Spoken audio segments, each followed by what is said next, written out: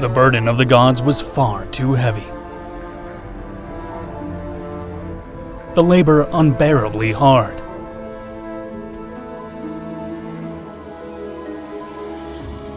Let mankind carry the weight of the gods.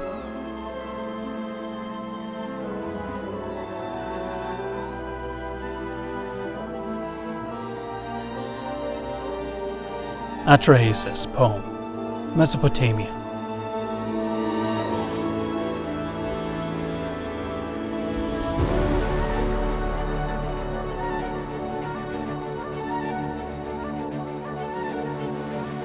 What if the ancient gods were more than mere myths?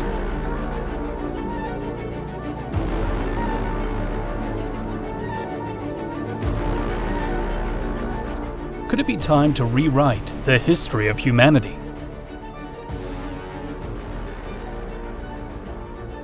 References to the Anunnaki come from cuneiform tablets recounting Sumerian myths.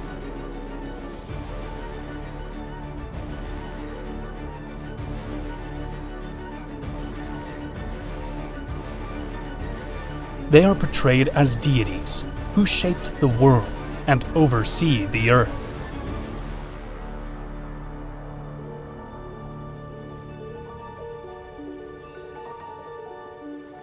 In the epic of Atrahasis, a Babylonian epic poem, the higher gods determine destiny.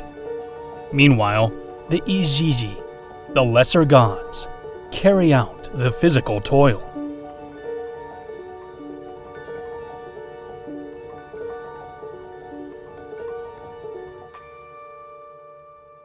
The Anunnaki are also mentioned in the Enuma Elish, a Babylonian poem describing the creation of the universe.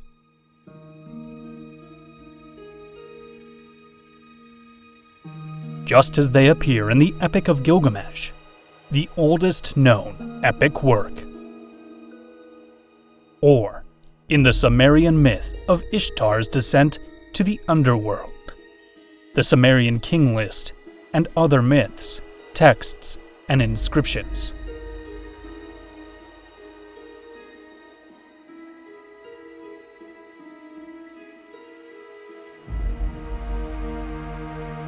Did these writings refer to the Anunnaki as beings who came from other worlds?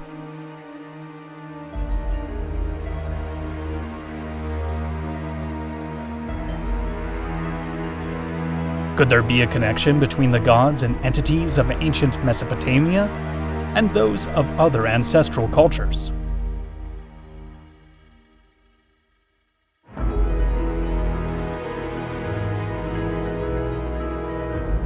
Is there archaeological evidence suggesting the arrival of extraterrestrial beings on Earth?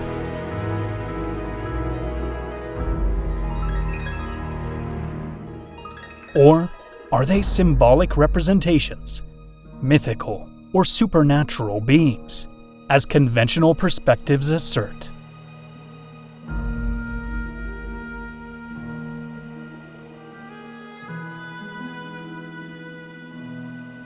What follows are highly controversial propositions.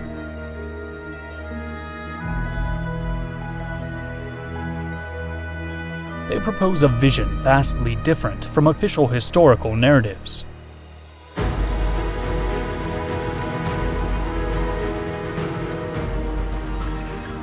We present this as an intellectual exploration, aiming to keep an open mind to new ideas.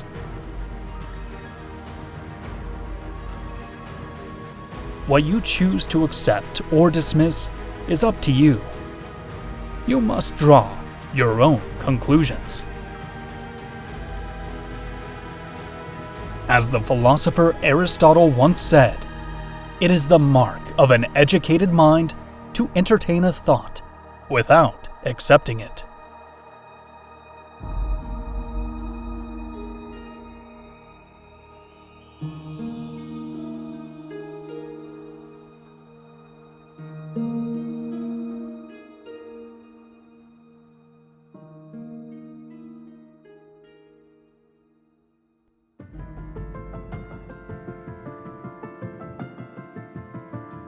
The Disaster of Nibiru, and The Arrival.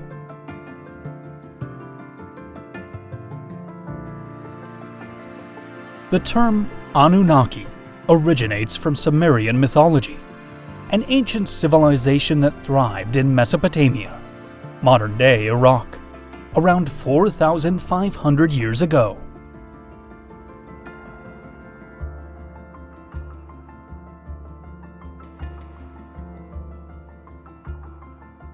The etymology of Anunnaki stems from the Sumerian word Annuna, meaning descendants of An. An is the Sumerian god of the sky, regarded as the father of the gods. Ki generally translates to earth, highlighting the celestial connection to the world. According to interpretations by author Zechariah Sitchin of ancient Sumerian tablets, the extraterrestrial Anunnaki resided on a planet called Nibiru.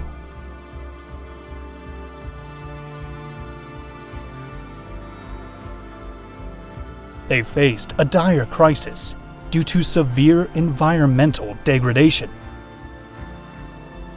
Nibiru was enduring a catastrophic climate disaster, with its atmosphere deteriorating at an alarming rate.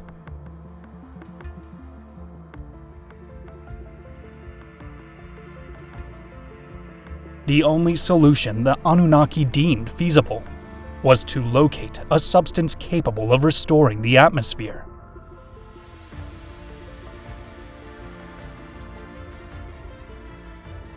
They discovered that gold, when dispersed in fine particles within the atmosphere, could reflect and scatter solar radiation, acting as a protective shield.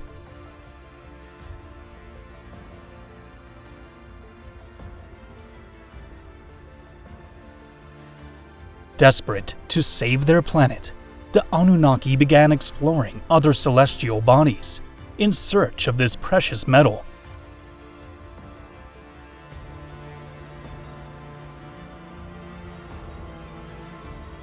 They arrived at Earth aboard spacecraft capable of undertaking long interplanetary journeys. These vessels utilized anti-gravitational propulsion, enabling them to traverse the vast distances between Nibiru and Earth.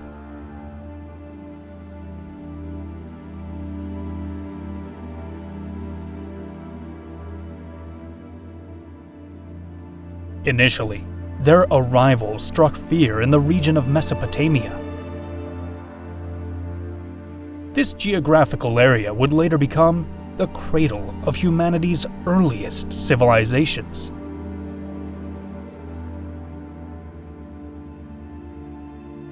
The Anunnaki arrived 450,000 years ago, a time when Earth was inhabited by various hominid species, such as Homo habilis and Homo erectus.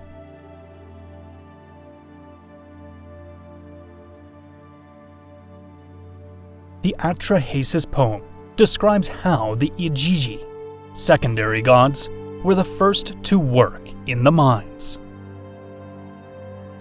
When the gods toiled, the burden was too great, the labor too grueling.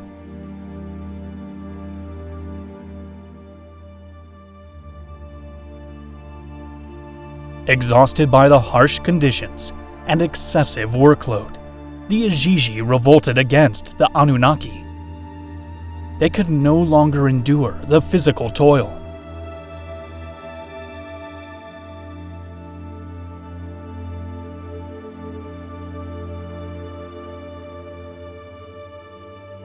They destroyed their tools and surrounded the house of Enlil, one of the most important Anunnaki gods, demanding an end to their suffering.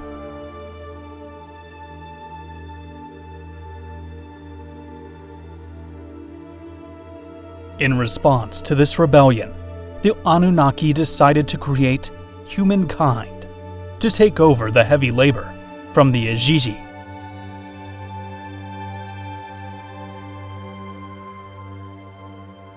Humans were fashioned by combining clay with the blood of a sacrificed god, which granted them a divine essence.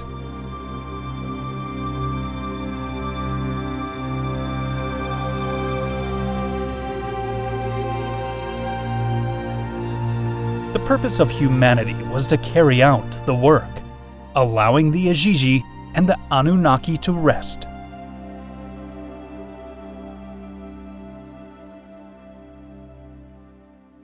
This is how the Anunnaki created humans, according to the Atrahasis poem from Mesopotamian mythology.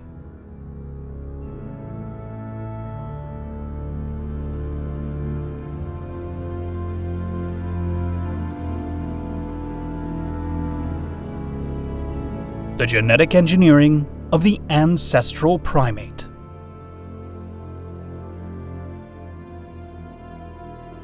According to Zacharias Sitchin's modern hypothesis, the Anunnaki did not create humans from clay, but instead used advanced technology.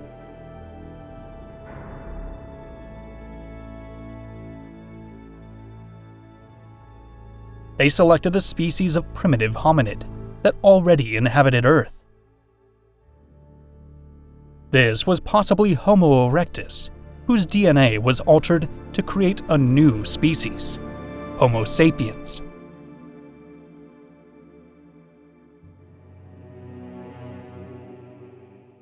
Sitchin suggested that this genetic modification could explain humans' superior intellectual and social abilities compared to other species.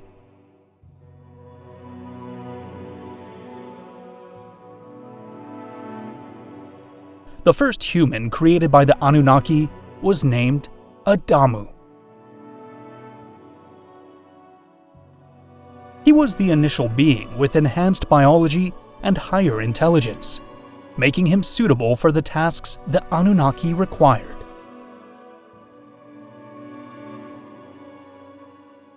The name Adamu is linked to the word Adama, meaning earth, or clay in Hebrew. Similarly, in the biblical account of Genesis, it is described how God created Adam from the dust of the earth. Then the Lord God formed the man from the dust of the ground, and breathed into his nostrils the breath of life, and the man became a living being.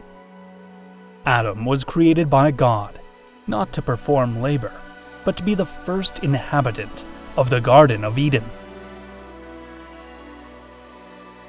In the Bible, the tree of knowledge symbolizes forbidden wisdom. By eating its fruit, Adam and Eve gained the knowledge of good and evil, leading to their expulsion. Their banishment from Eden prevents them from also eating from the tree of life and living forever.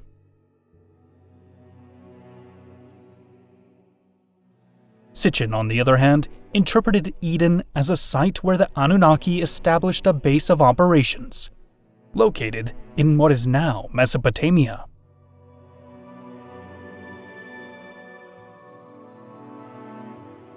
The Sumerian Eden may have been a kind of laboratory where the first humans were created and genetically modified.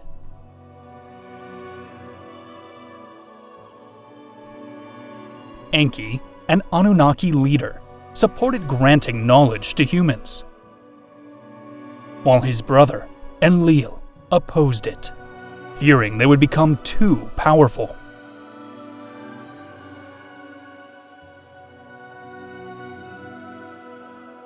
Once the first humans were created, they were allowed to multiply and form a large labor force. Thus, humanity took over mining and other tasks previously performed by the secondary gods.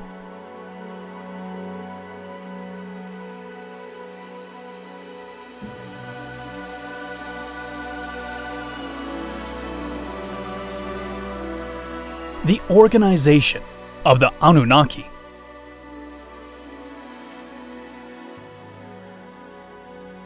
Anunnaki had a highly hierarchical society.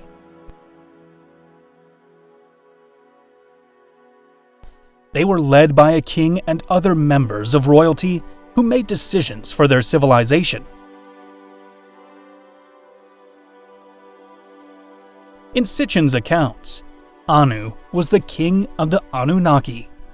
As the supreme monarch, he had the final say in both political and scientific matters.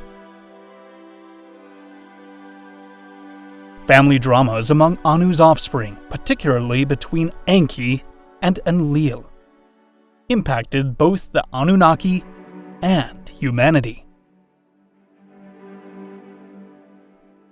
Enki, known as the god of wisdom, was the genetic engineer behind the creation of humans. Enlil, on the other hand, held a leadership role, overseeing the enforcement of Anunnaki laws. Beyond resource mining, the Anunnaki shared knowledge with humanity in fields like astronomy, mathematics, architecture, and agriculture.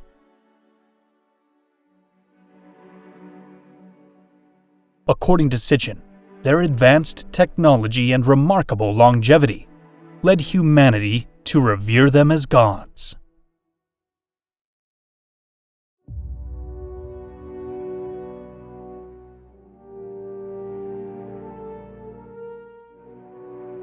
Physical appearance.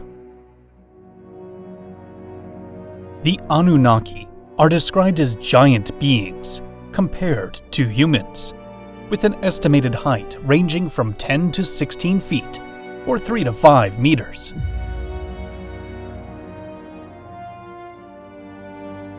Their immense stature gave them an imposing presence, likely contributing to their perception as gods.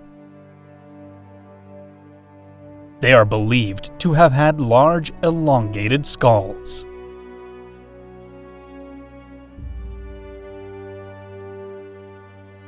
Their eyes are often depicted as piercing, giving them an air of wisdom. In some accounts, they are described with golden or bronze-toned skin, tied to their supposed divine or extraterrestrial origins. They are frequently represented wearing elaborate attire made from materials unfamiliar to humans of that era. These were often depicted as armor or robes that appeared to have technological capabilities, such as energy manipulation. While their form was humanoid, they are also described with features hinting at an extraterrestrial nature. The wings, seen in some Mesopotamian carvings, gave them a divine aura, suggesting they could move between dimensions or planets.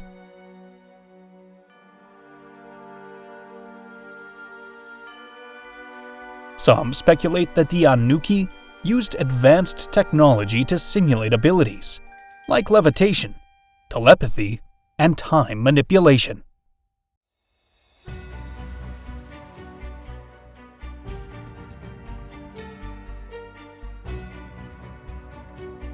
The departure.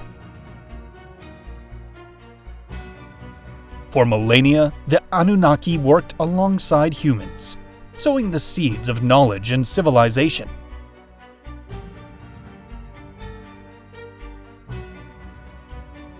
However, as with all cycles, their time on Earth came to an end. The situation on Nibiru began to stabilize, lessening the urgency to mine gold.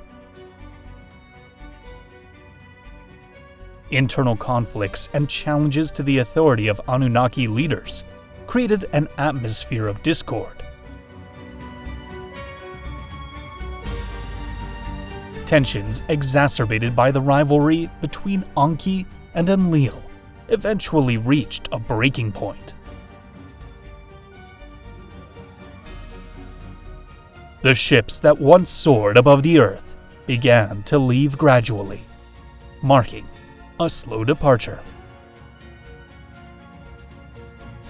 The great gods who had walked among humans and were worshipped as deities started to withdraw.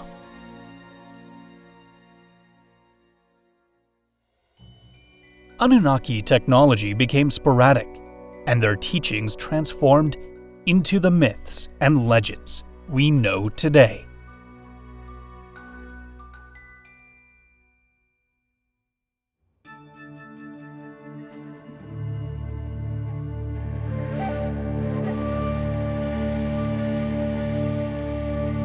The transfer of power.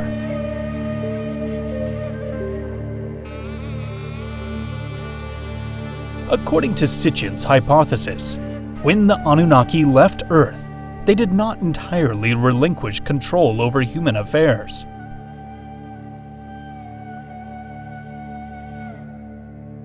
Rather than ruling directly, they appointed human kings to act as representatives of their divine authority. Sumerian tablets, interpreted through the Anunnaki lens, recount how power was bestowed upon individuals who became the first human monarchs.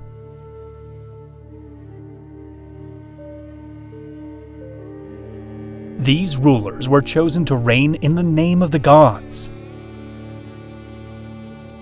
Their role was to follow the will of the Anunnaki, maintain order, and ensure the enforcement of divine laws on Earth.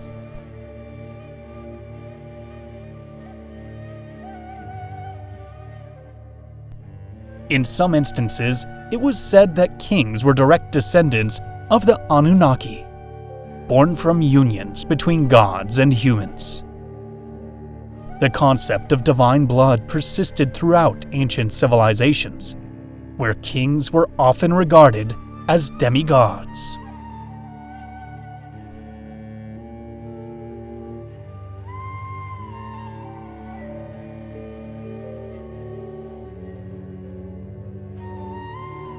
The King List, the Great Flood, and the Restart of Humanity.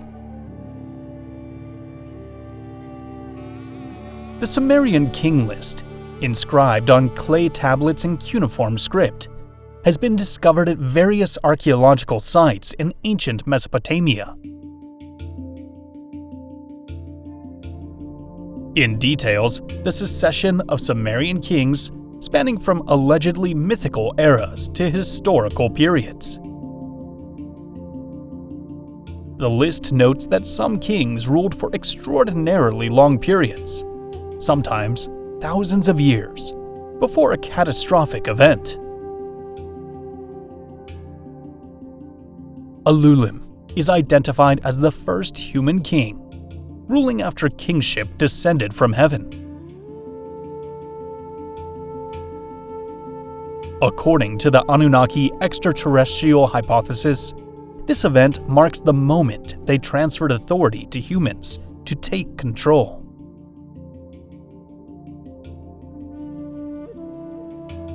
The King List states that Ululim reigned over Sumer for an astonishing 28,800 years.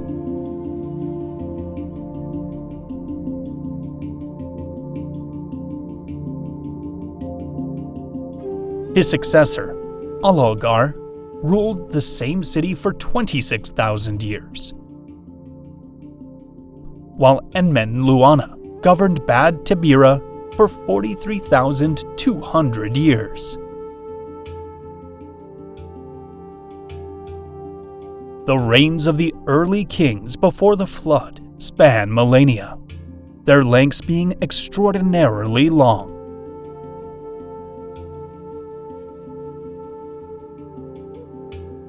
Some researchers suggest these rulers were Anunnaki, or human extraterrestrial hybrids, which could explain their extended lifespans.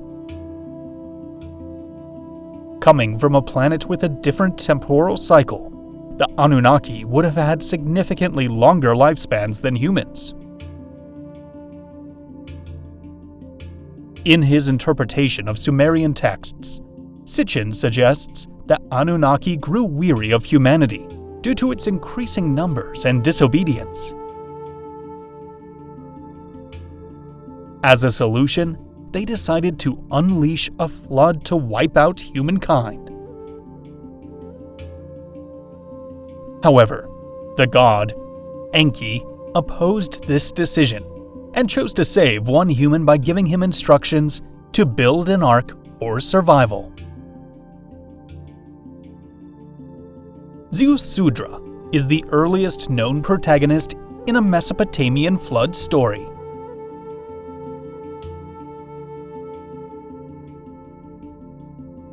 Enki warns Ziusudra of the god's plan to send a flood to destroy humanity, providing him with guidance to construct a vessel.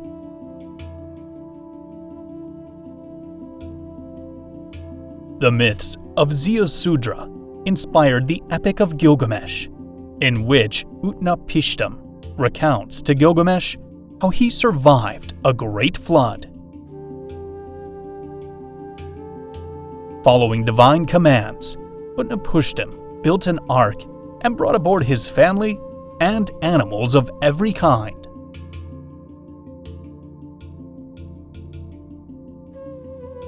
When the flood began, waters engulfed the land for 7 days and nights, destroying everything in their path. The waters rose so high that even the gods were terrified, fleeing to the heavens, frightened by the storm's magnitude, which they had unleashed themselves.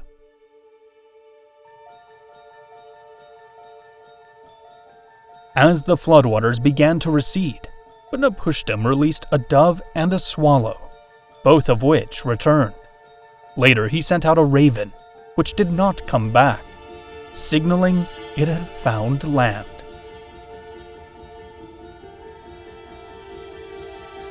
The biblical account of the flood appears in Genesis, chapters 6 through 9. God, witnessing the wickedness that had overtaken the earth, decided to destroy humanity with a great flood, sparing only Noah and his family, who lived according to his commandments.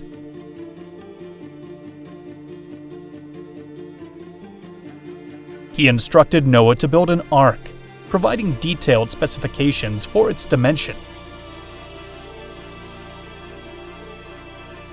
Unlike Utnapishtim, Noah endured a longer flood.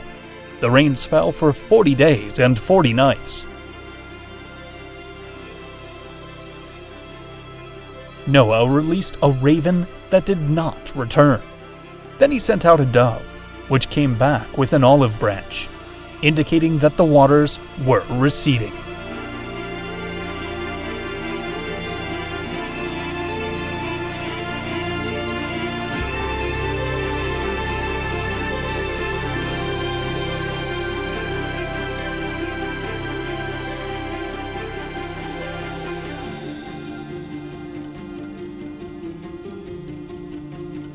After the flood, Sitchin recounts that the earth was left in ruins, prompting the Anunnaki to reconsider their actions. They chose not to annihilate humanity completely, instead teaching the survivors how to rebuild civilization. The Anunnaki also decided to limit human lifespan, altering their DNA once more to reduce longevity and prevent overpopulation.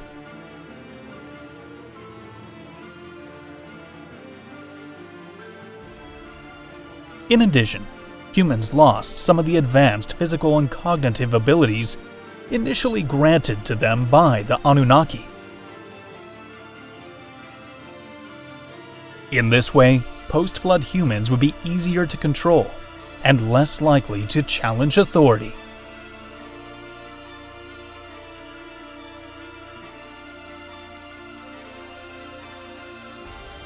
The flood marked a clear division between the long reigns of the early kings and the shorter reigns that followed.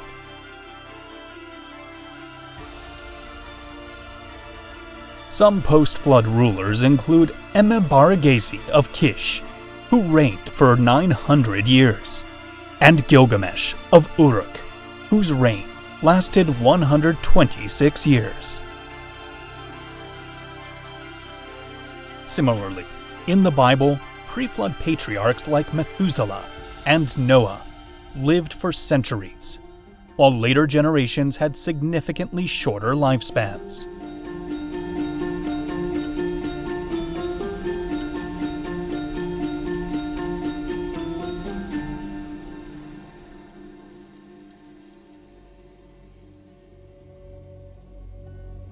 According to the extraterrestrial Anunnaki hypothesis, Mesopotamian flood narratives reflect the Anunnaki leaders' intent to eradicate humanity.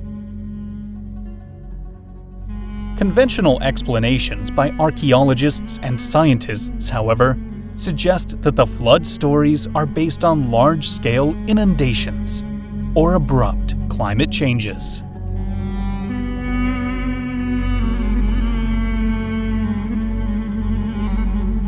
Gilgamesh, Anunnaki lineage?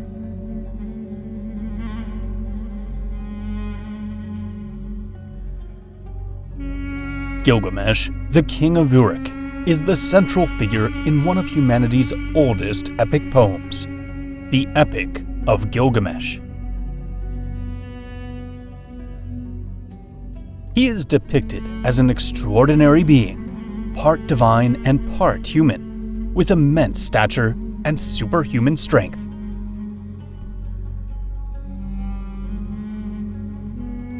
In this epic, his mother is the goddess Ninsun, associated with fertility and dreams. According to Anunnaki theories, this divine lineage suggests his mother was an Anunnaki, while his other parent was human. The towering height of Gilgamesh, as shown in reliefs, is attributed to his Anunnaki ancestry.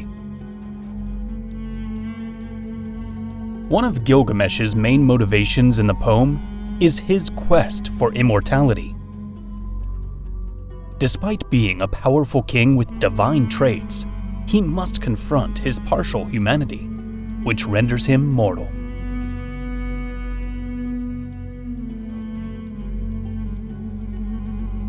During his journey, he meets Utnapishtim, the flood survivor in the Babylonian version of the story.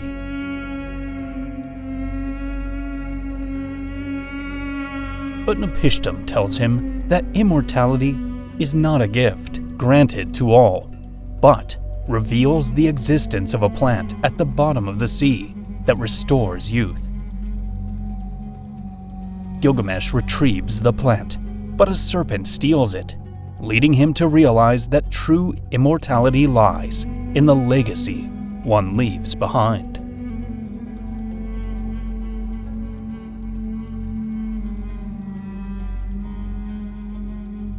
The megastructures of the Anunnaki.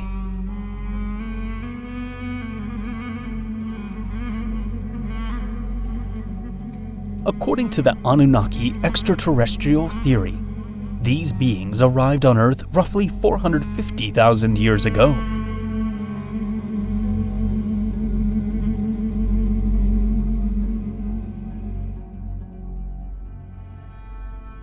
They remained on the planet until the Great Flood, which supposedly occurred around 12,000 years ago, marking a stay of approximately 438,000 years.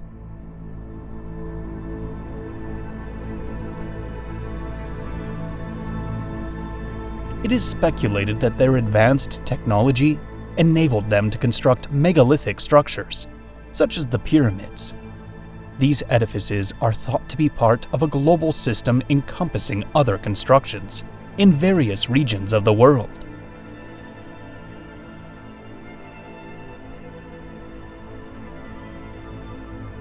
Stitchin suggested that the pyramids served purposes beyond being tombs or monuments.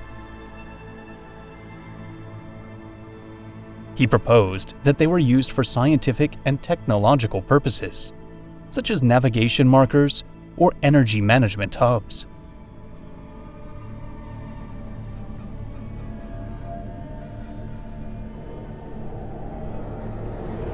Some argue that the Anunnaki either instructed or oversaw their construction, given the remarkable precision and advanced knowledge required. One theory about the Giza pyramids posits that they are aligned with the constellation Orion.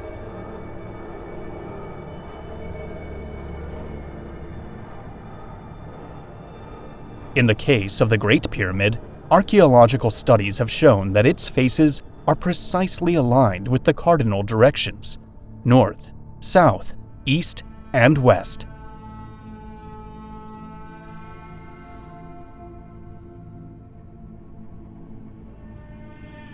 One argument in favor of the Anunnaki hypothesis is the sheer difficulty of constructing the Great Pyramid using the primitive technology of the era. Archaeologists estimate that the Great Pyramid was built over a span of approximately 20 years, during the reign of Pharaoh Khufu.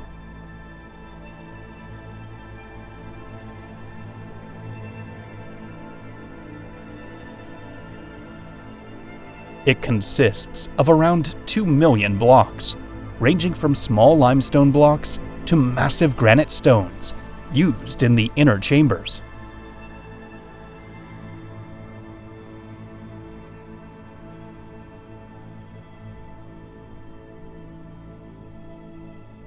The blocks have an average weight of 2.5 tons, with the granite blocks in the King's Chamber weighing up to 70 tons.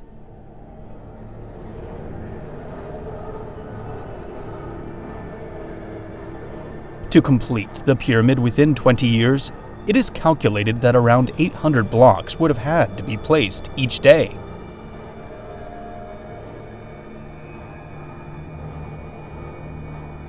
This means Egyptian workers would have needed to transport and position that many blocks daily, requiring immense logistics and coordination.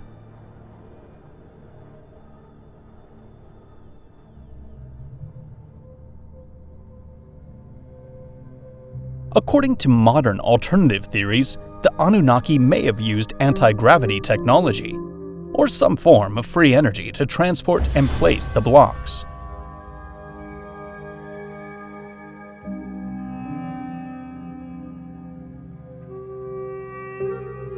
Adding to the mystery connecting the Anunnaki to the pyramids is the Great Sphinx of Giza, located in the front of the pyramids.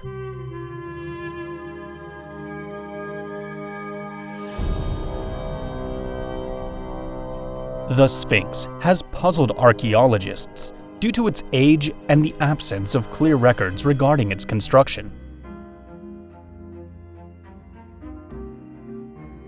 Traditional theories suggest it was built approximately 4,500 years ago, during the reign of Pharaoh Khafra.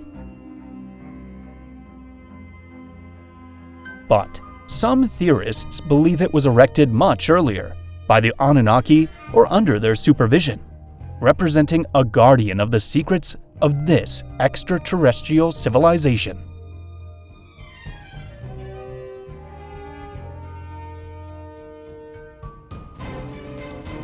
On other continents, ancient monumental constructions can also be found. The Great Pyramid of Cholula, the largest pyramid by volume in the world, is another such structure frequently mentioned.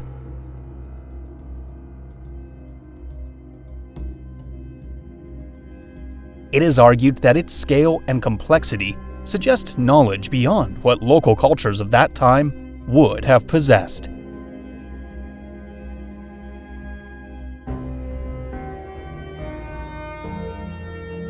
Meanwhile, the city of Teotihuacan, near Mexico's capital, was designed with precise astronomical alignment.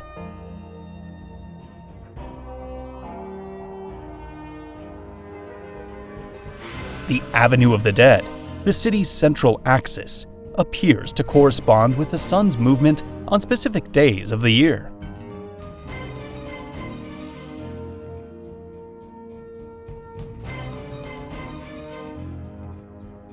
Additionally, the pyramids of the sun and the moon have direct connections to the solar calendar and astronomical alignments.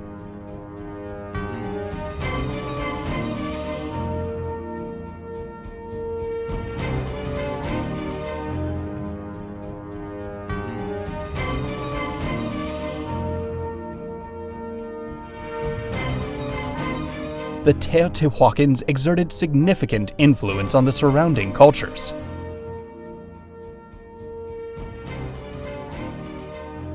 Although the Aztecs flourished centuries later, they held Teotihuacan in deep reverence. They believed it was the place where the gods had created the sun and the moon, referring to it as the City of the Gods.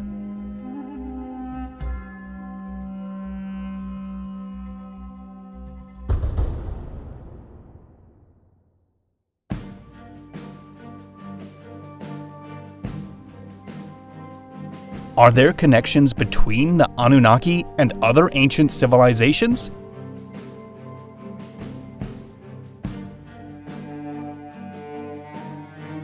Mesopotamian accounts, such as the Astrahasis poem, describe how the Anunnaki created humans to serve them.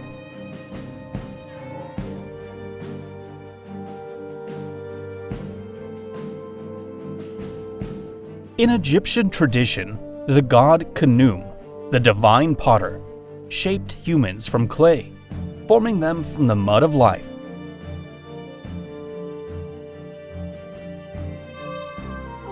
The Egyptians believed that pharaohs, considered direct descendants of the gods, acted as intermediaries between humans and deities.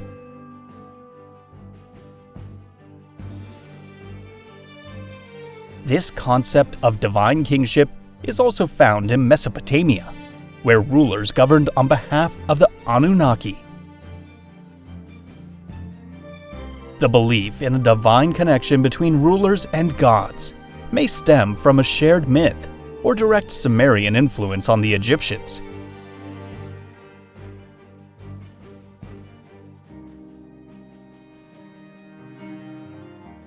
Another link between the Anunnaki and Egyptian gods lies in the similarities between some of their deities.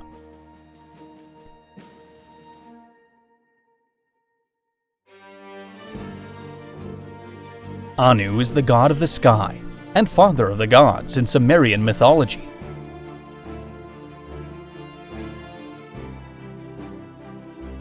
He has a parallel in Ra, the Egyptian sun god and creator of all deities.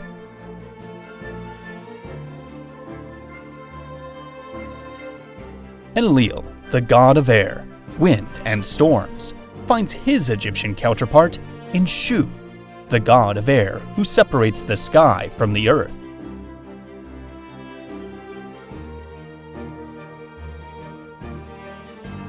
Set, who shares attributes related to weather and natural forces, is another potential counterpart.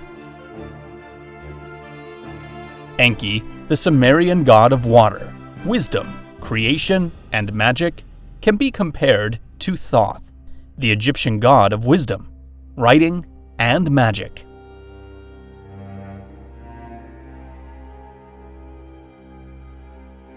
Ptah, the Egyptian creator god and patron of artisans, could also be seen as an equivalent to Enki due to his role in creation and craftsmanship.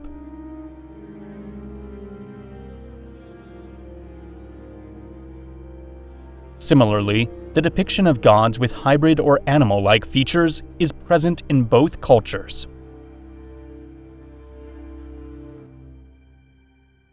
The Egyptians portrayed deities with animal heads, such as Horus and Anubis. The Anunnaki, on the other hand, were depicted as humanoid beings with imposing features and symbols of divine power.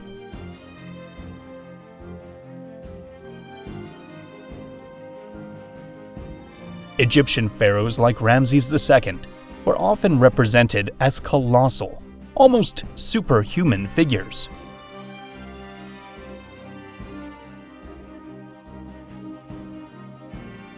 Some proponents of Anunnaki theories argue that these pharaohs may have had genetic connections to the gods.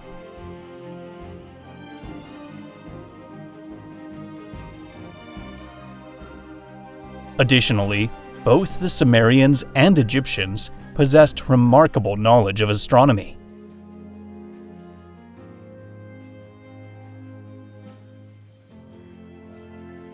The Sumerians developed star maps and calendars based on the movements of celestial bodies, enabling them to predict astronomical events.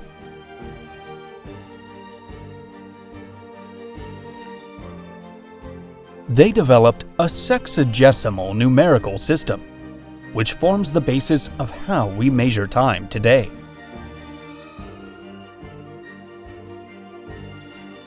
The Egyptians recognized constellations such as Orion, pioneered the 365-day calendar, and advanced arithmetic, geometry, and medicine.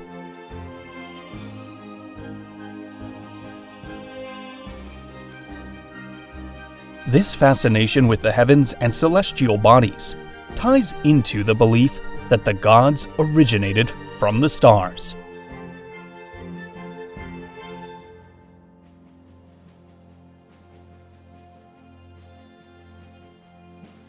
The pursuit of immortality is another theme shared by Sumerian and Egyptian cultures.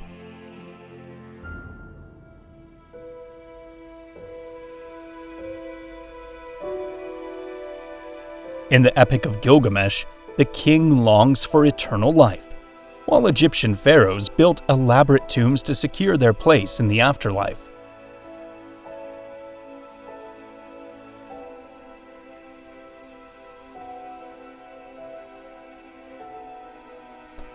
For the Egyptians, the afterlife was as significant as earthly existence, and preparation for it was central to their religious beliefs.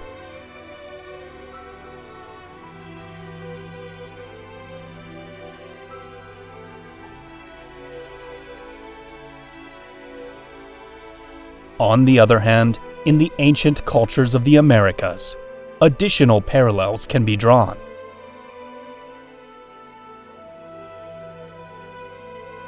Anu may be compared to the Mayan god Itzamna, or the Aztec deity Ometeotl, both regarded as celestial creator gods of the universe.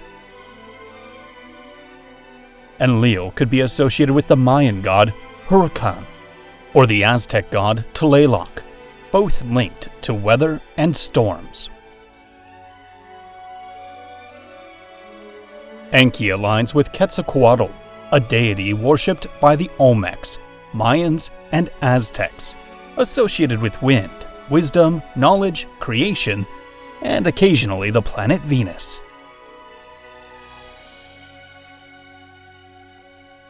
At La Venta, an Olmec site, and one of the oldest cultures in the Americas, there is an early depiction of Quetzalcoatl holding a cube in his right hand.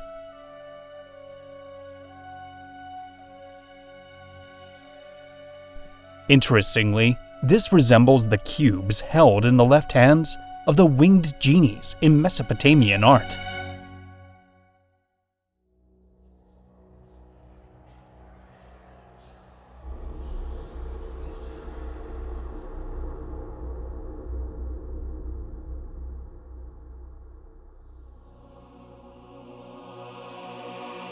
The Nephilim, the Book of Enoch, and the Anunnaki. Connection or coincidence?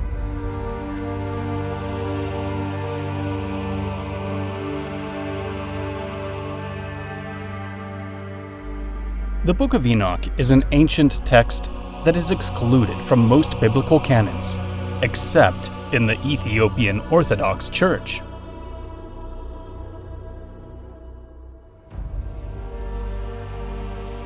It describes apocalyptic visions and narratives about fallen angels and giants.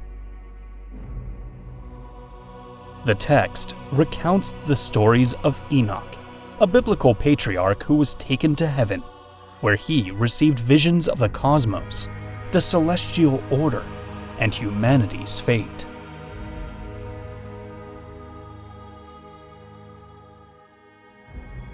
Some theories interpret these experiences as encounters with the Anunnaki, suggesting that these beings took Enoch with them.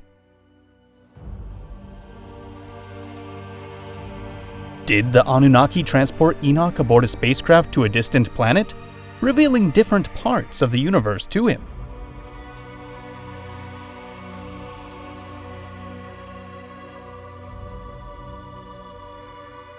The Book of Enoch also mentions the Watchers, celestial beings who took human wives, producing a race of giants called the Nephilim.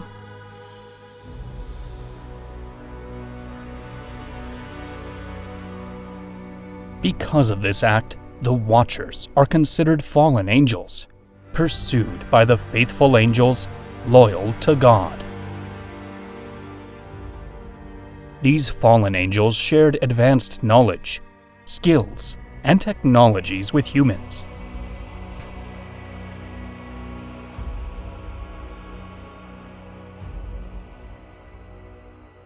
The Nephilim, their offspring, are described as colossal and possessing extraordinary strength.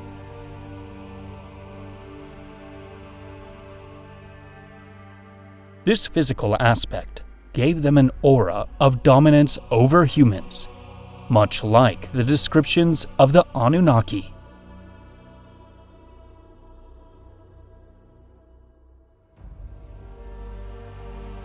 However, the Nephilim became so destructive and dangerous that their existence was deemed intolerable, necessitating their elimination to restore order.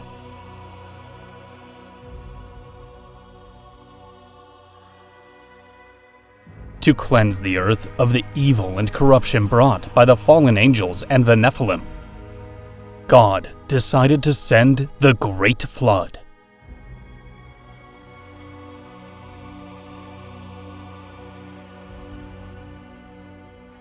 As physical beings, the Nephilim perished along with the other corrupt humans who were not aboard Noah's Ark.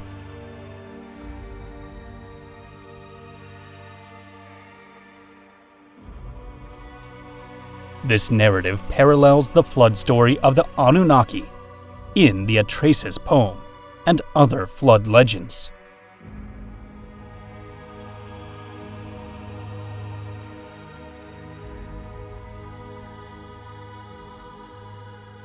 Were the Hebrews exposed to Mesopotamian tales, incorporating them into their culture, and eventually into the Bible?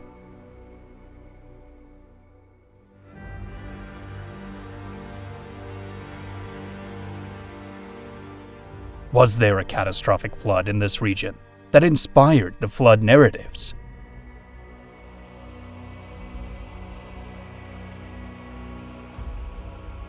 Could the Nephilim be equivalent to the offspring of Anunnaki and humans?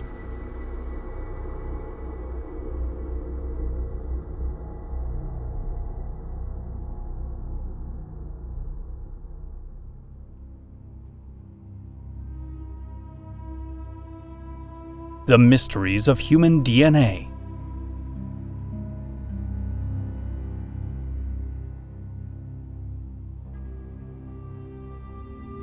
In 1973, Francis Crick, along with biochemist Leslie Orgel, proposed the theory of distracted panspermia.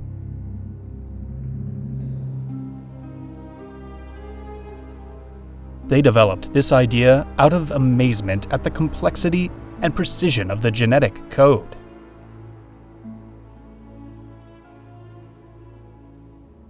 Given the conditions of early Earth, they concluded it was unlikely that life spontaneously arose from inorganic molecules.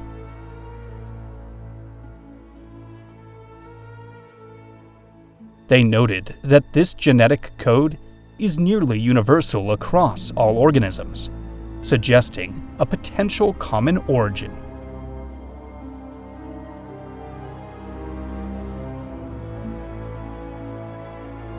This uniformity led them to consider directed panspermia, the notion that an extraterrestrial civilization sent microorganisms to Earth to seed life.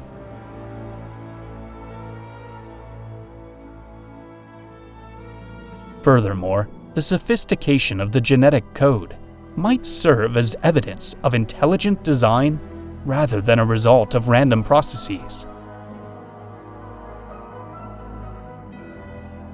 Krickenorgel did not claim this theory as fact, but presented it as a hypothesis to address challenges in theories about the origin of life. Could the idea of directed panspermia relate to the extraterrestrial hypothesis of the Anunnaki? Paleoanthropology dates the appearance of Homo sapiens to approximately 300,000 years ago, during the Pleistocene epoch.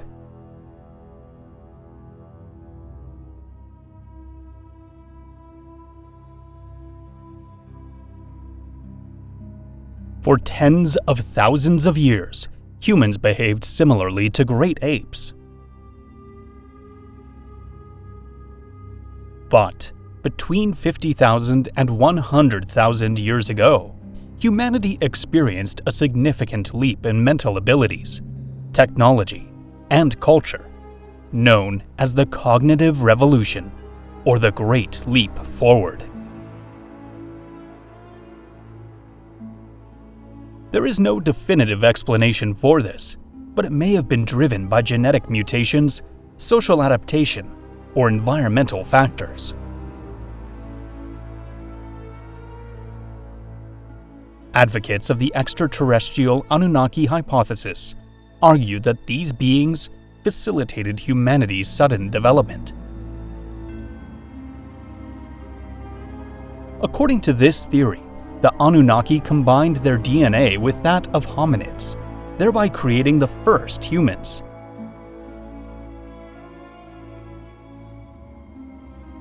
This intervention allegedly gave humanity enhanced brain development, along with the ability to use tools and form complex societies.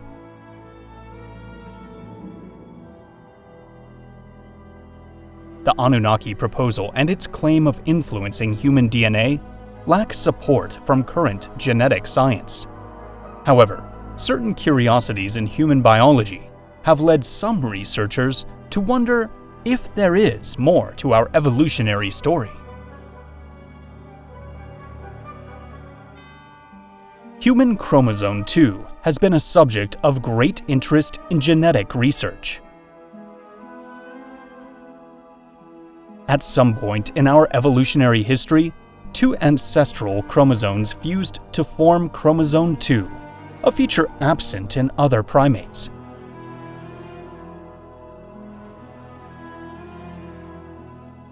Chimpanzees, gorillas, and orangutans have 24 pairs of chromosomes, while humans have 23 pairs.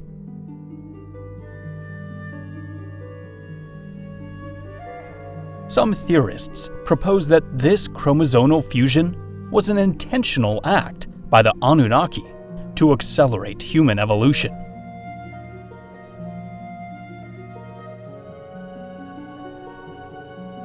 On another note, approximately 98% of human DNA does not code for proteins, meaning its exact purpose remains unclear.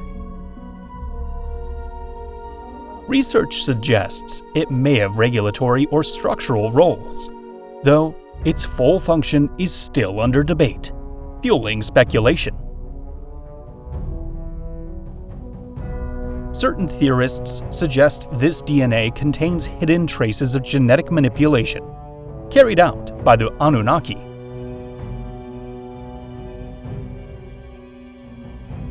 These beings may have left markers within our DNA that, if deciphered one day, could unveil details about our extraterrestrial origins.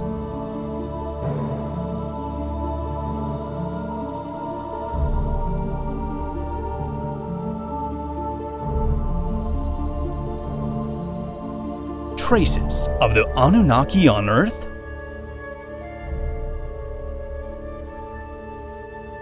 In Canyonlands National Park, Utah, peculiar figures created by the Fremont and Anasazi people were discovered.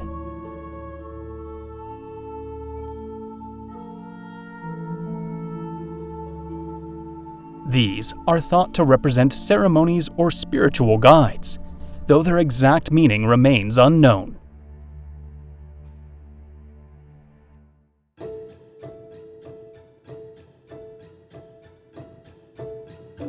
Particularly striking are the anthropomorphic figures in Sego Canyon, with hollow eyes and elongated bodies.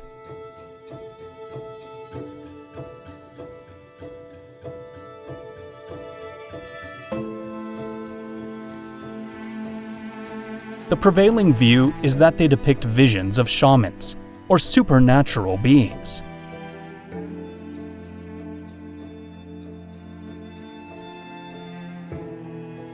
In 1927, local archaeologists uncovered these lines while exploring this region of southern Peru. According to official archaeology, they were created by the Nazca, an ancient Peruvian culture. However, proponents of ancient astronaut theories argue they were made as signals for visitors from other worlds.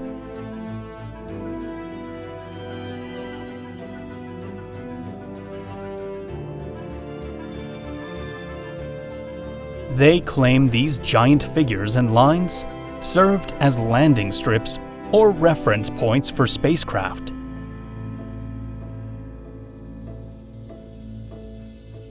Among the most mysterious is the figure known as the astronaut.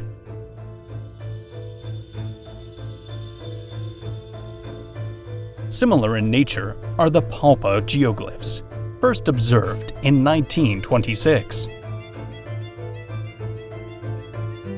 According to studies, some are attributed to the Nazca, but most were created by the Paracas and Topara cultures.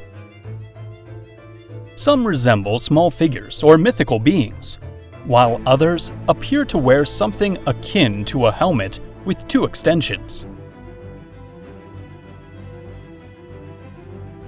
These statuettes, discovered in their ancient Mesopotamian city of Ur, belong to the Ubaid culture, considered a direct precursor to Sumerian civilization. They depict humanoid figures with elongated faces, large eyes, and pointed heads. Often shown in positions of authority or seated on thrones, they likely served a ritual or religious purpose. From an archaeological perspective, they are seen as symbols of beings associated with early cults, while modern authors suggest a connection to the Anunnaki. In northwestern Australia, the Wandjina figures are prominent in Aboriginal culture. These are considered ancestral spiritual beings who descended from the sky to create the earth. They are depicted with large heads, prominent eyes, no visible mouth, and halos around their heads. Viewed as bringers of knowledge and supernatural power, the Wandjina were believed to control rain and storms.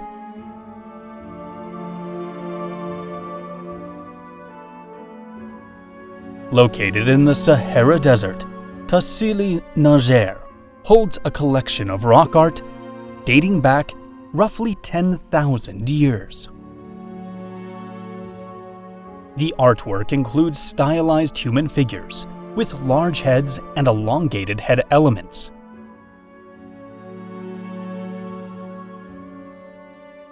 Some theorists describe these depictions as possible extraterrestrials or ancient gods, though archaeologists largely agree they represent hunting rituals.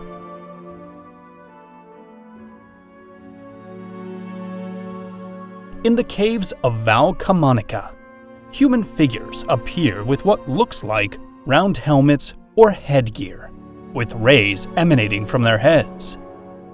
These have been interpreted by some as beings in spacesuits, but the general consensus identifies them as warriors or shamans. Vimanas are flying vehicles mentioned in ancient Indian texts. They are described as devices used by gods and celestial beings to traverse the earth and sky. According to these accounts, Vimanas were capable of performing incredible maneuvers and flying at great speeds.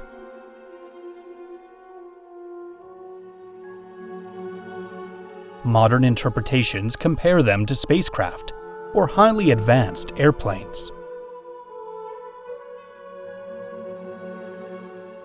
In certain stories, Vimanas are said to have been equipped with powerful weapons capable of emitting rays or producing fire.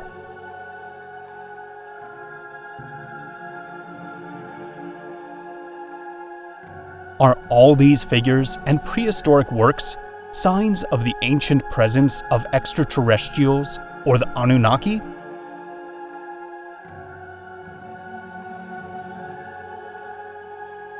There is no evidence to support this, and archaeology dismisses such claims. But each person is free to form their own ideas. Regardless, these figures are fascinating and well worth exploring and studying.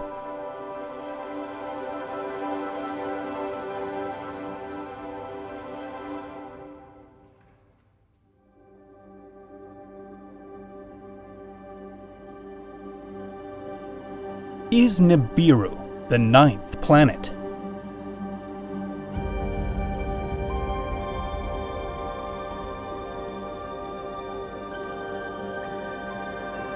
The planet supposedly home to the Anunnaki, Nibiru, has often been dismissed as a myth. However, NASA and the scientific community have recently discussed the possible existence of a ninth planet, referred to as Planet 9. Could this planet be the Anunnaki's homeland?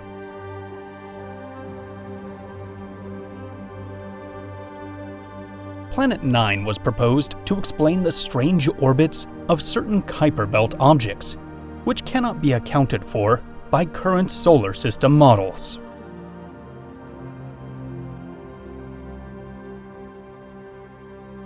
These unusual orbits may be influenced by the gravitational pull of a large, distant planet.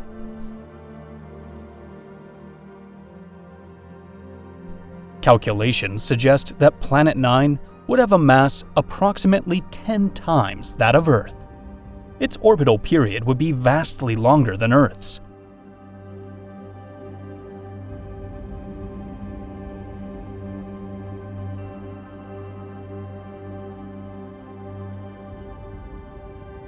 While Earth completes its orbit around the Sun in 365 days, Planet 9 would take between 10,000 and 20,000 years, following a highly elliptical path. If this planet exists, it would be located at an extreme distance from the Sun, far beyond Neptune's orbit.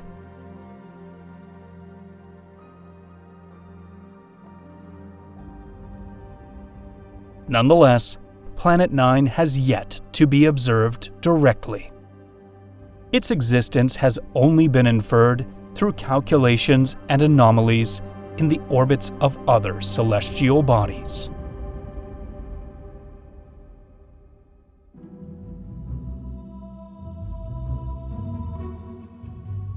Are Anunnaki or spaceships mentioned in biblical texts?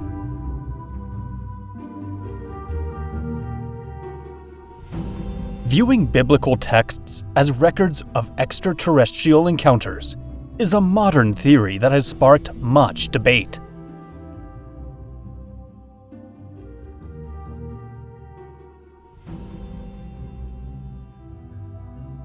According to this interpretation, certain biblical accounts describe interactions with extraterrestrial beings or spacecraft, mistaken as deities by ancient civilizations.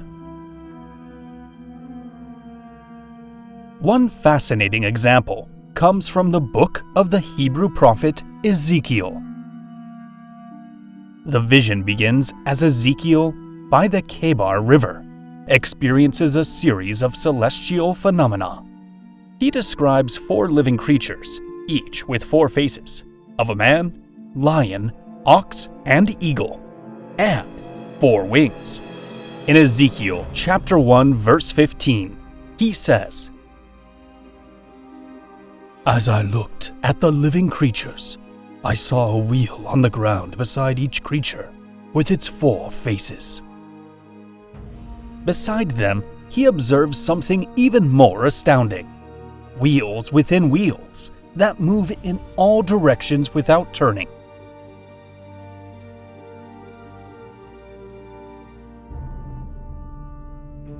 Ezekiel also describes the sound of the living creature's wings as the roar of a great army. Above the creatures and wheels, a sort of platform is mentioned, on which there is a shining throne with a radiant figure seated upon it. Proponents of ancient astronaut theories suggest that these descriptions are primitive interpretations of spacecraft or UFOs. In traditional biblical context, this vision is considered a spiritual portrayal of God's glory. The account of Enoch's rapture, described in Genesis chapter 5, verse 24, is another enigmatic passage in the Bible. It states, "Enoch walked with God. Then he was no more, because God took him away."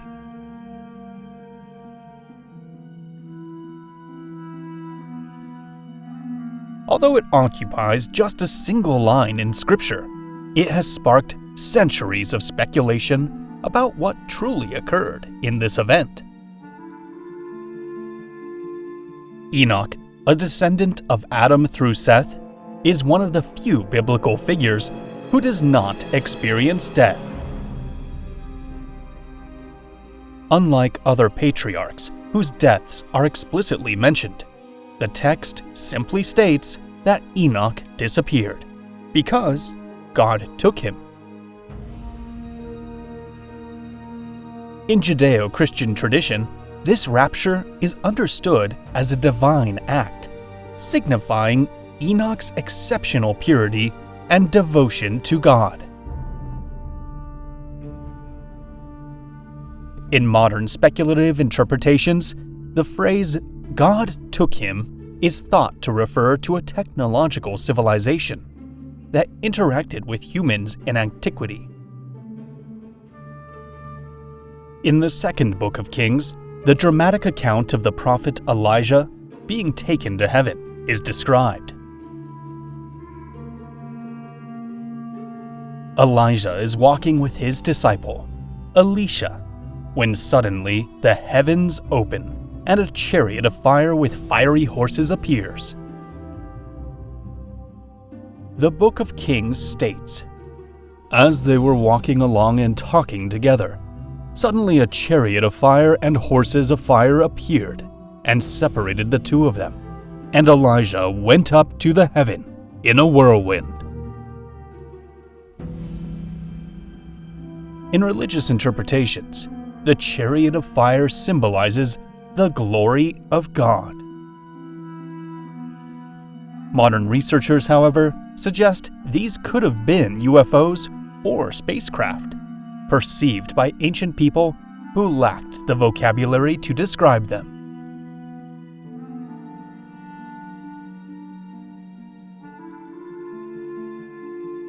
The star that guided the Magi to the birthplace of Jesus is another enduring Christmas mystery.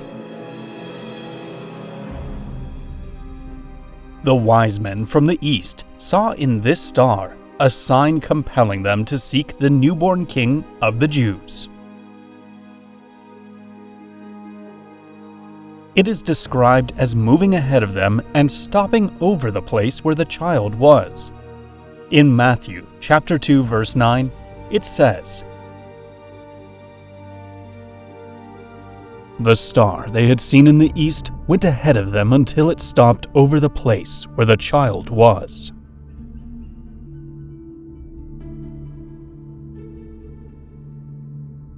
This description has led to speculation that the star exhibited controlled movement, almost as if it was directed by an intelligence. This idea, though controversial, suggests that advanced beings may have influenced key events in human history.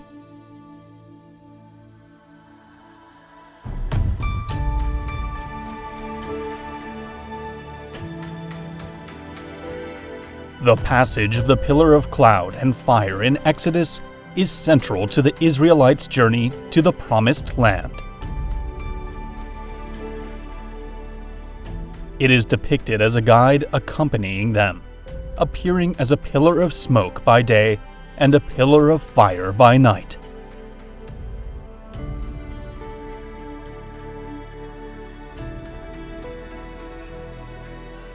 The biblical text in Exodus chapter 13 verses 21 through 22 states, "By the day the Lord went ahead of them in a pillar of cloud to guide them on their way, and by night in a pillar of fire to give them light."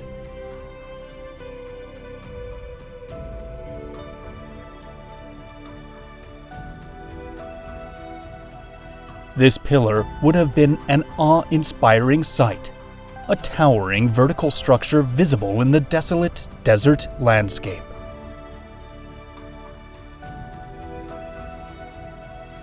From a religious perspective, the pillar of cloud and fire is seen as a miraculous act of God, symbolizing His constant presence with the Israelites.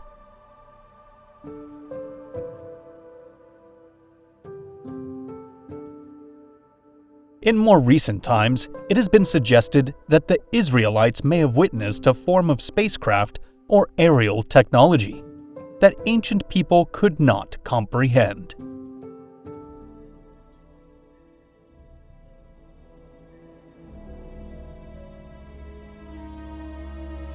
In Revelation chapter 4, verse 1, the Apostle John describes a series of astonishing visions that seem to transcend human understanding.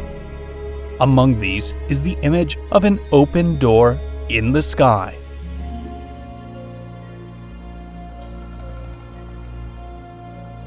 "Come here and I will show you what you must take. Come up here and I will show you what must take place after this." John is taken through this door, and what he witnesses is extraordinary. The first thing he describes is a throne with someone seated on it, surrounded by a radiant glow. The scene grows even more overwhelming as he mentions lightning, voices, and thunder emanating from the throne. In front of the throne, there is a sea of glass, adding an almost surreal quality to the vision. Surrounding it, John sees 24 smaller thrones, with 24 elders seated on them, dressed in white and wearing golden crowns.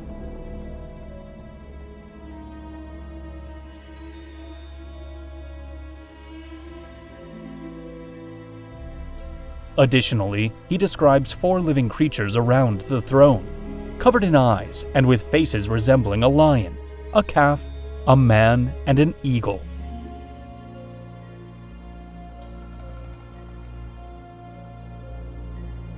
From a traditional theological perspective, John's visions are seen as direct revelations of heaven, where he is shown the throne of God. In modern interpretations, the open door in the sky is viewed as a portal, perhaps a form of interdimensional transport, or even an entrance to a spacecraft.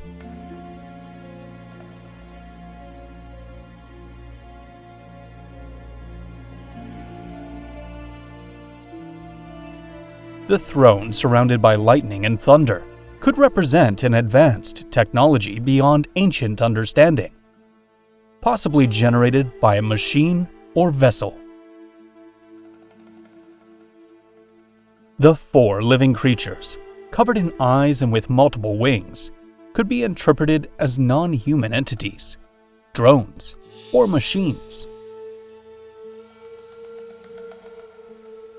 The arrangement of 24 elders on thrones has been viewed by some as a hierarchical structure in an advanced society, or even as a kind of galactic council.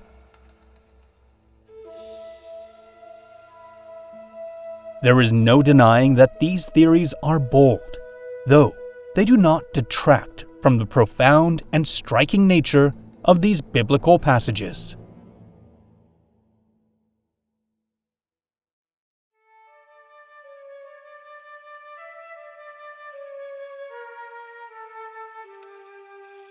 Lost technology of the Anunnaki.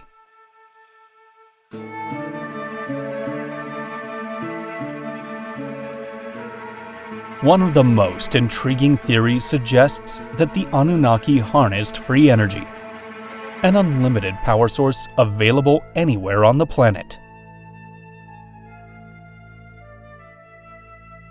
It proposes that they used this energy to operate their machines, spacecraft, and massive structures.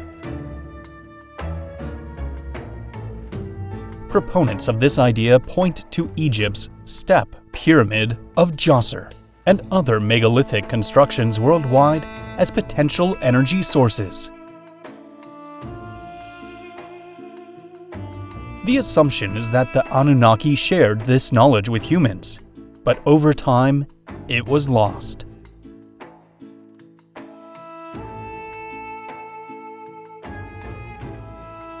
Another related conjecture is the alleged ability of the Anunnaki to teleport or use interdimensional portals.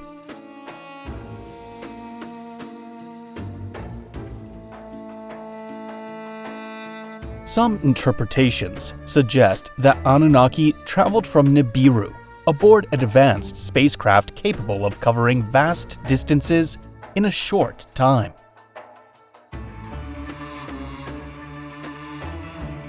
Others theorize that the Anunnaki created interdimensional portals for instantaneous travel.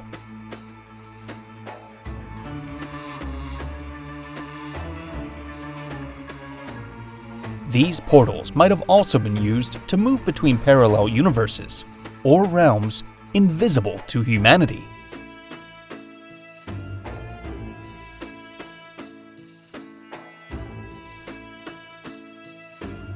Such technology could explain ancient myths about gates to the underworld, found in various cultures.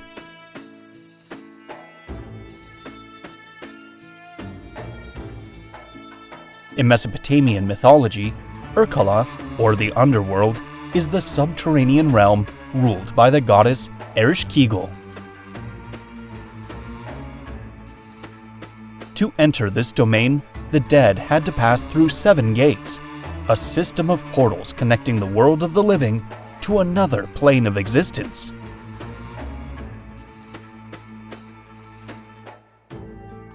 In ancient Rome and Greece, the belief in gates to the underworld, called plutoniums, suggested physical entrances to the realms of the dead.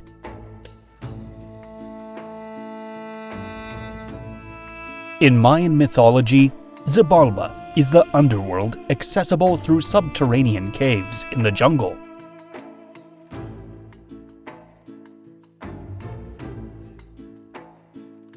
Some theorists propose that these gates might have been ancient locations of dimensional portals, manipulated by the Anunnaki. The ancient Egyptians also believed in an underworld called Duat, accessible through hidden doors. To reach the afterlife, deceased pharaohs had to pass through 12 gates, each guarded by deities and protectors.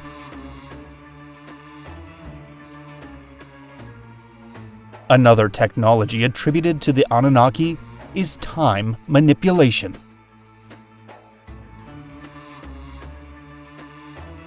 This ability may have enabled them to accomplish feats such as building massive structures within remarkably short periods.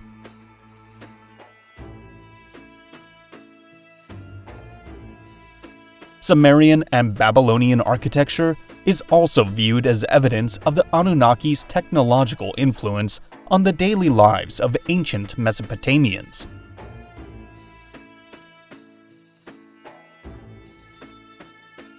While not as colossal as the pyramids of Giza, ziggurats were impressive structures that required advanced knowledge of engineering and materials.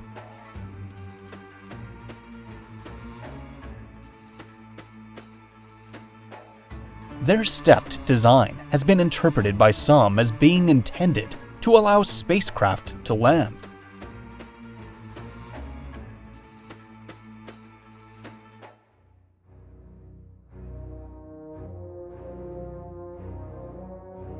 Certain ziggurats reached considerable heights for their time, making them visible from great distances across the Mesopotamian plains. For this reason, some theorists suggest they served as visual markers for spacecraft, acting as landing beacons.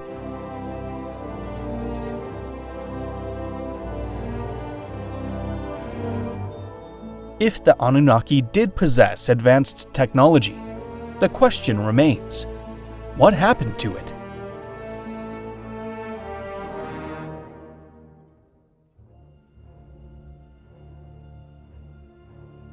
One theory proposes that, upon returning to Nibiru, the knowledge imparted by the Anunnaki to humans gradually faded.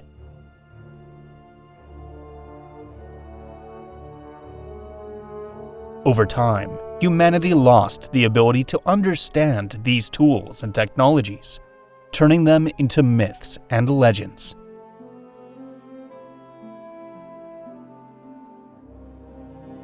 The loss of technological knowledge is not unknown in history.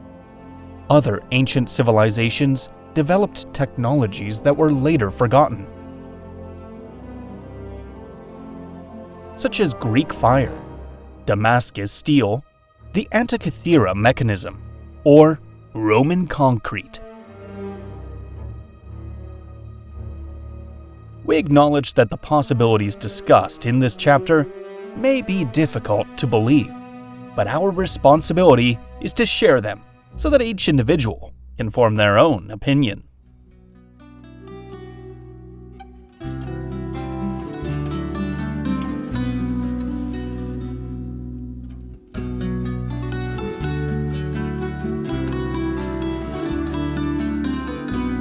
Could there be Anunnaki archaeological remains in Antarctica?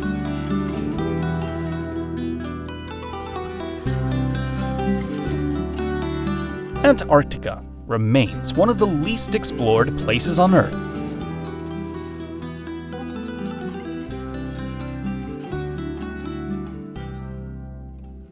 Its official discovery occurred in the early 1820s. However, a 1531 map created by Orance Fine, a mathematician and cartographer, appears to depict Antarctica, with southern Africa on the left and South America below.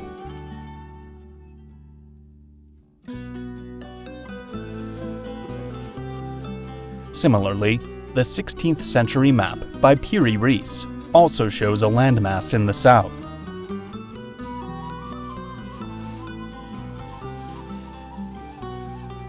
Did Orance Fine or Piri Reis have knowledge of Antarctica's geography?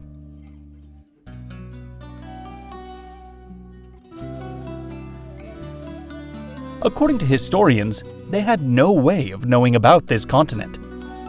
At the time, it was common practice to invent islands or geographical details. Specifically, these maps seem to be based on the era's belief that a southern continent existed to balance the lands of the north.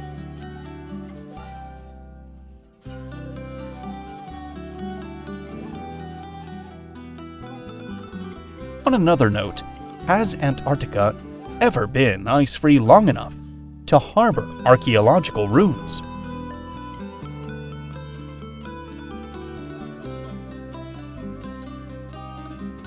During the meltwater pulse 1b, approximately 15,000 years ago, fragments of a comet impact or increased solar activity likely caused global temperatures to rise. However, this climate variation primarily affected the ice sheets of the northern hemisphere and was not so intense enough to melt Antarctica's massive ice cover.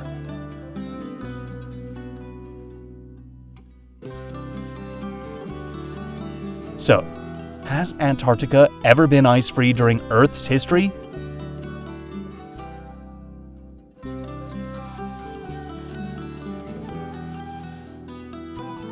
Yes, but these events occurred tens to hundreds of millions of years ago, long before humans appeared.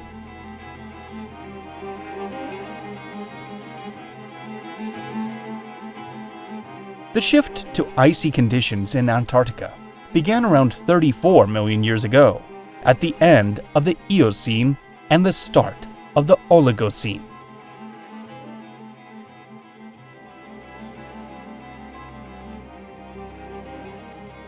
Ice accumulated, and by the end of the Oligocene and into the Miocene, 5 to 10 million years ago, the continent was covered by a thick ice sheet, much like today.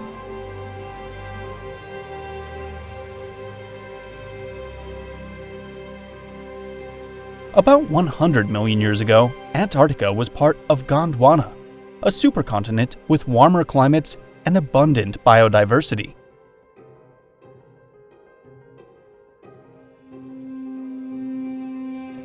In fact, fossils of ferns, conifers, and other plant species have been discovered on the continent.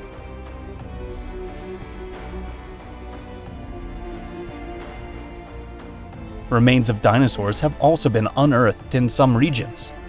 Thus, it's possible that fossils of other unknown animals exist and could be exceptionally well preserved.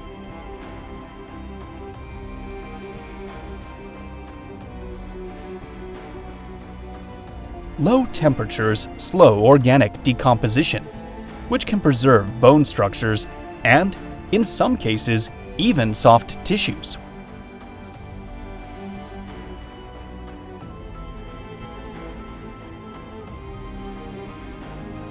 Because of its isolation and extreme conditions, much of Antarctica remains unexplored, leaving room for speculation.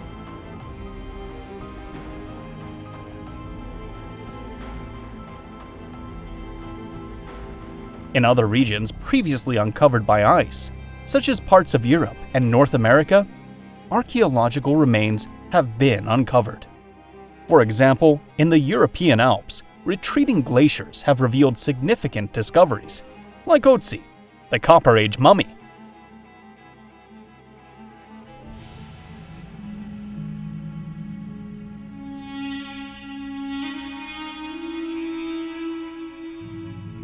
Similarly, in North America, a glacial retreat has exposed artifacts from native cultures that lived there before the last ice age.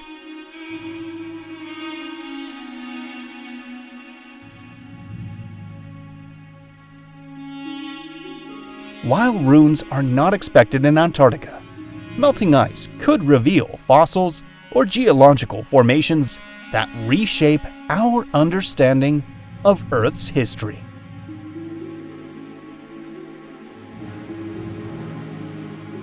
Regardless, the fascination with the frozen continent is immense, and future explorations might uncover astonishing discoveries.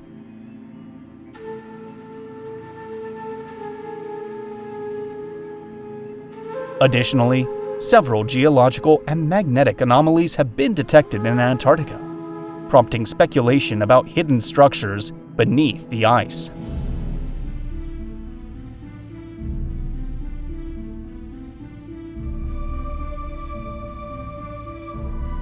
In the northern part of the continent, what appear to be aligned pyramids have been discovered. However, The official explanation is that these are natural formations.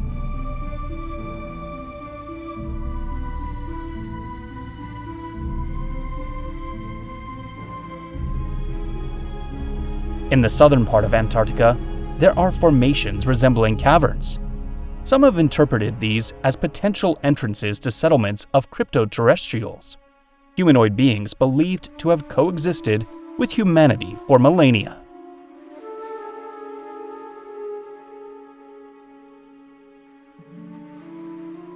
Did cryptoterrestrials establish a base in Antarctica? Could they have done so in the distant past? Is it possible that other advanced species, currently unknown to us, once inhabited Antarctica?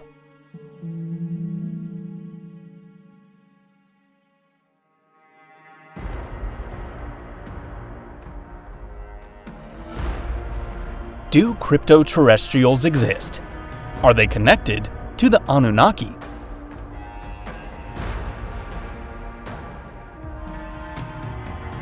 Although the cryptoterrestrial theory may sound like science fiction, it is being seriously considered as an explanation for UFO sightings.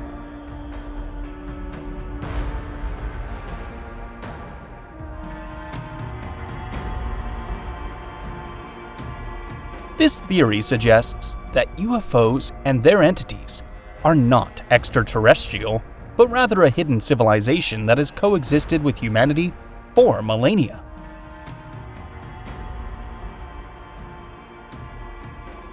It posits that these beings and their crafts have always been on Earth, residing in oceans, mountains, or underground. This species might have developed technologies far superior to those of humans, enabling them to remain undetected while sharing the planet. Advocates of the cryptoterrestrial hypothesis argue that ancient myths about gods or spirits stem from encounters with these beings. UFO sightings, they suggest, are not modern phenomena, but have historical roots.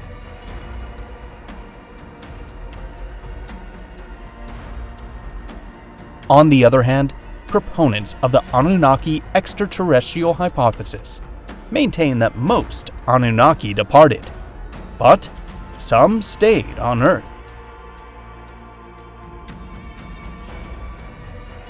Could cryptoterrestrials be the Anunnaki who remained?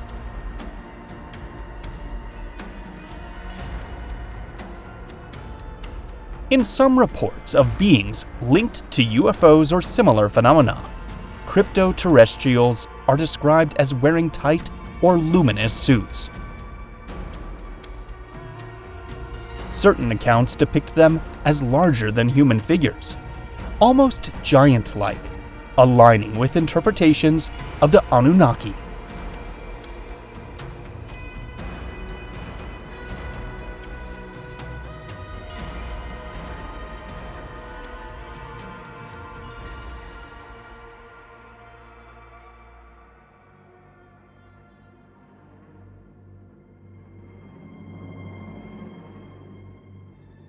Are UFOs connected to the Anunnaki?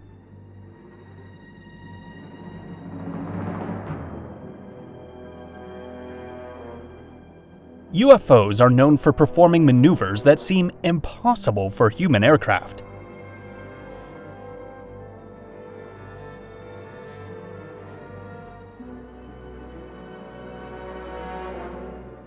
There have been testimonies about vehicles and beings of non-human origin. Some alleged witnesses claim that the extraterrestrial crafts, seen in secret bases, were recovered from archaeological excavations. Perhaps what is observed in the skies are the same ships belonging to beings who visited Earth in the past. Could the Anunnaki be observing or interacting with humanity today, in a manner similar to what, according to theories, they did in ancient times?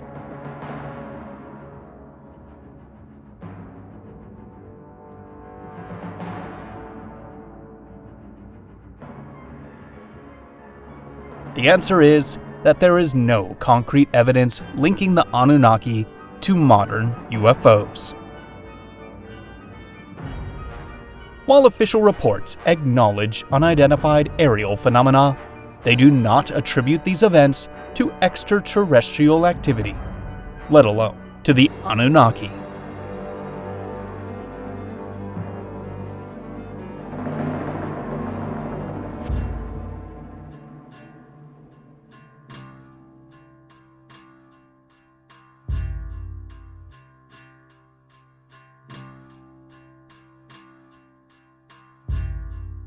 The weapons of the Anunnaki: advanced technology or tools of mass destruction.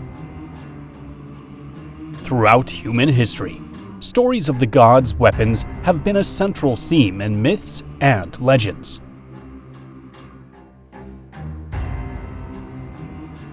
If the Anunnaki had the technology to travel between planets, did they also wield advanced weaponry to establish their rule over humanity?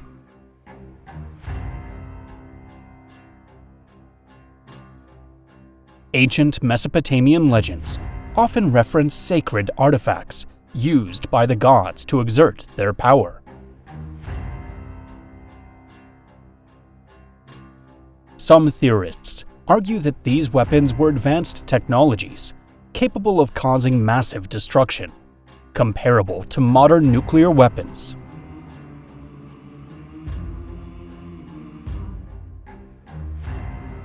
Sumerian texts mention the concept of me, a collection of divine powers that the gods possessed.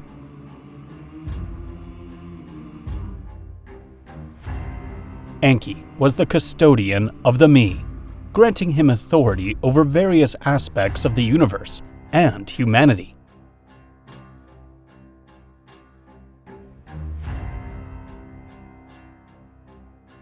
However, it has been proposed that the me symbolized advanced technological knowledge. One possible me could have been a weapon of mass destruction that Enlil used in the battle for control of Earth.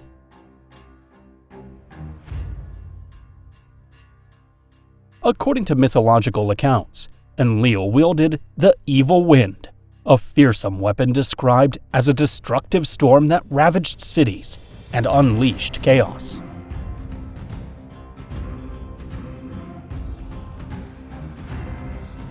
Some compare this weapon to phenomena linked to a nuclear explosion or advanced climate control technology, capable of causing catastrophes. An inscription mentioning the me appears in the Sumerian poem The Descent of Inanna into the Underworld. A fragment states, "She gathered the divine powers and held them in her hand." Could this be a reference to some form of advanced technology? In the Epic of Gilgamesh, another passage reads, "The heavens roared and the earth rumbled.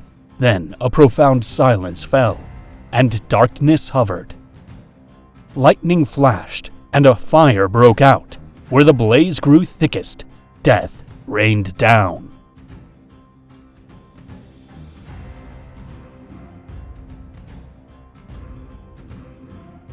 Is this describing a massive explosion?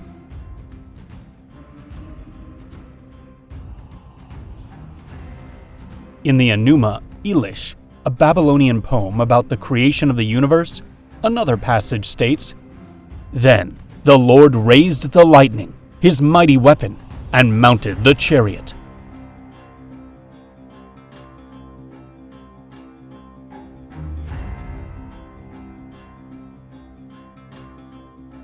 Could the lightning be an energy-based weapon, and the chariot an aerial vehicle?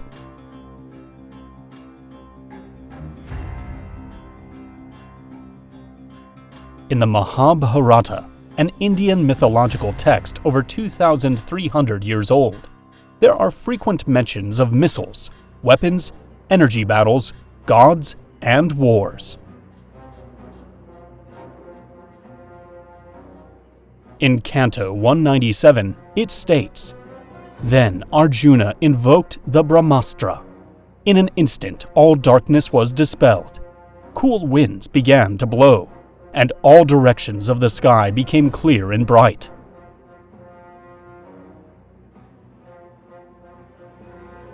Could this describe a battle involving a nuclear weapon or a directed energy weapon?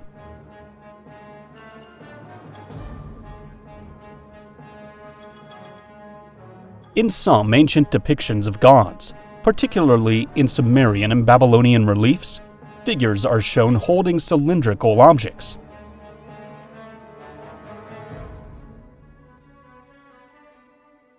Is it possible that these objects were portable energy-based weapons or anti-gravity devices?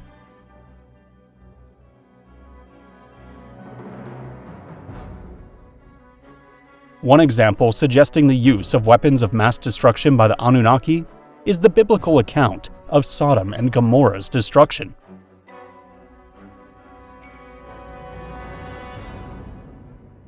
The story describes fire and brimstone raining from the sky, reducing the cities to ash in a catastrophic event.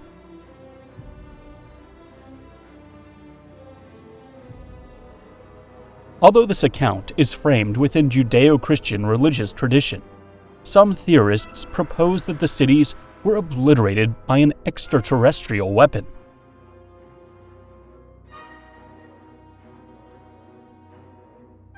Zechariah Sitchin referenced ancient texts about geological studies of the Dead Sea region to argue that signs of a large explosion are present there. However, this claim remains controversial, with no definitive evidence supporting such an explosion.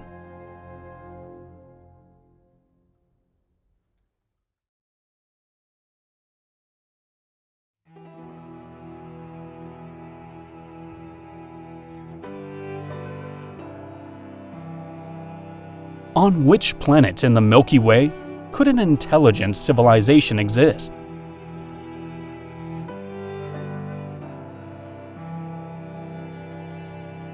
Assuming the Anunnaki or another extraterrestrial species originate from a planet in the Milky Way, we can speculate on possible locations.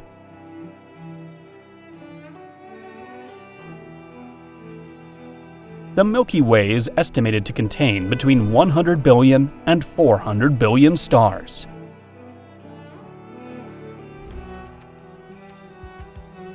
It is believed that most of these stars have at least one exoplanet.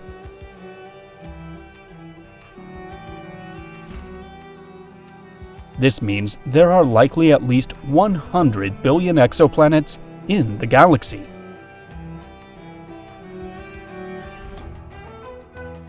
Among these, between 6 billion and 40 billion are thought to be potentially habitable.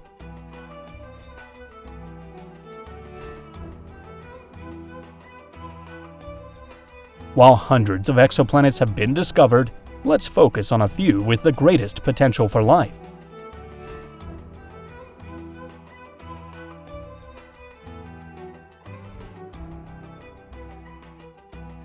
KOI 4878.01, located 1,100 light-years away, could be the most Earth-like planet discovered so far, completing an orbit around its star every 449 days.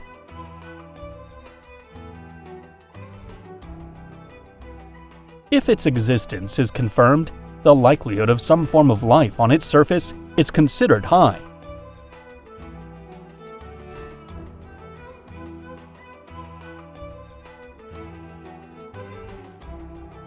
Teegarden B, just 12 light-years away, lies within the habitable zone of its star and has a size and temperature similar to Earth's. Its habitability is rated excellent, with an Earth similarity index of 0.93.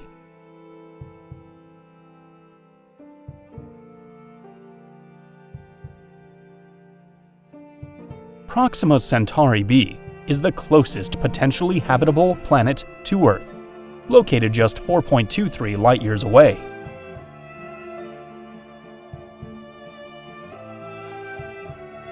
It is believed to have temperatures suitable for liquid water, which could support chemical processes associated with life.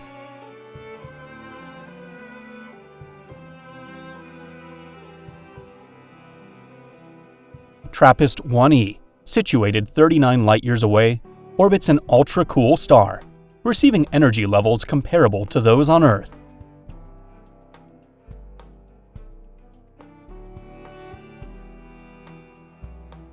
Its Earth-like size suggests a rocky composition, along with the potential presence of an atmosphere and a solid surface.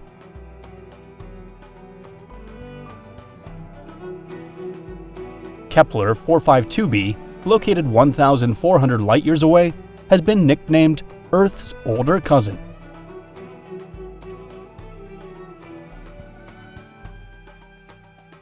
This implies that evolutionary processes on Kepler 452b could have advanced further than those on Earth.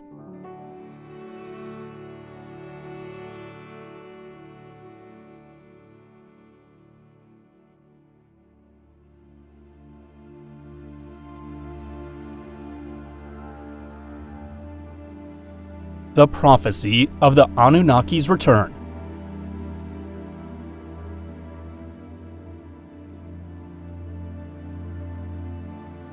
Some interpretations of Sumerian tablets suggest that the Anunnaki might return, bringing irreversible changes to humanity. Their return could trigger a series of global events that would forever alter life on Earth.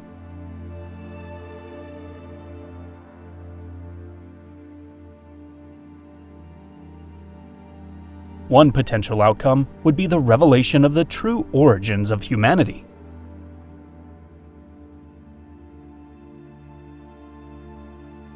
We would have to confront the possibility that humans are not the product of natural evolution, but rather the result of genetic manipulation.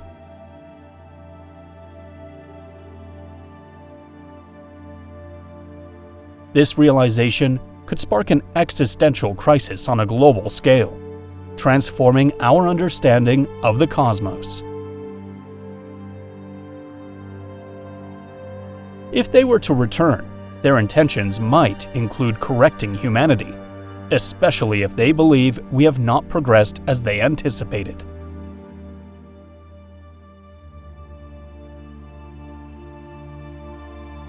A fascinating possibility is that the Anunnaki's return could mark the beginning of contact between humanity and galactic civilizations.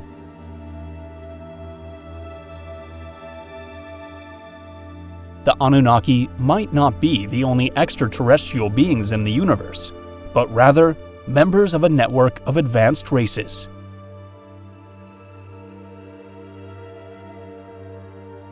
However, this is not the only prophecy about intelligent extraterrestrial beings visiting our planet.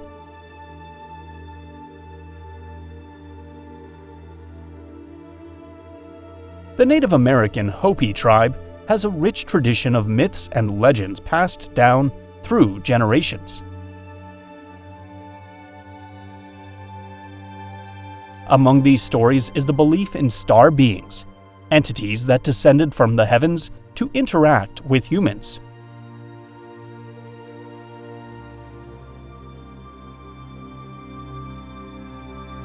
Could these beings be the Anunnaki?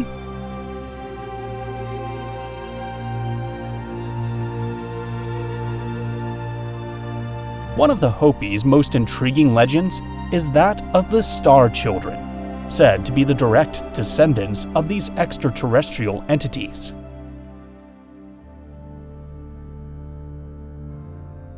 The star beings shared their wisdom with humans and had children with tribal women, resulting in offspring with exceptional abilities.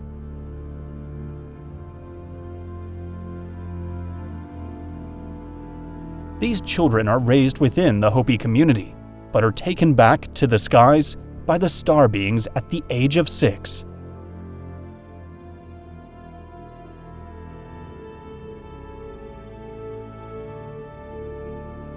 Some of these children, however, remain on Earth, growing up among the Hopi, and taking on important roles within the tribe.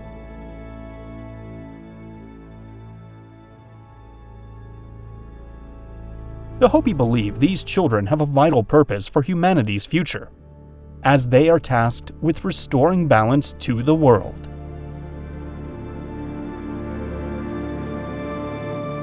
Their mission also includes preparing Earth for the arrival of a celestial being who will mark the end of the current cycle of humanity and the beginning of a new era.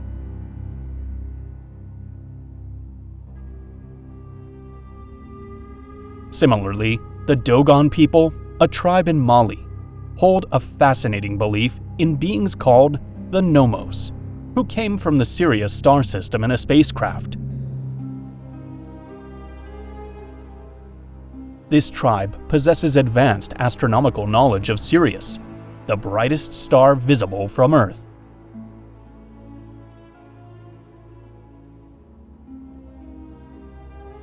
They possess astonishing knowledge about Sirius B, a white dwarf star, including its density and small size, details that align with scientific discoveries. The Dogon also mention a third body in the Sirius system, Sirius C, whose existence has been debated but not confirmed.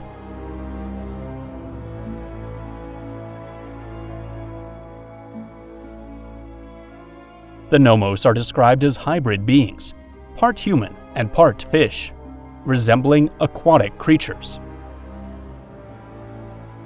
According to the myths, they had great powers and were the ones who introduced the Dogon to the first teachings of agriculture, astronomy, and religion.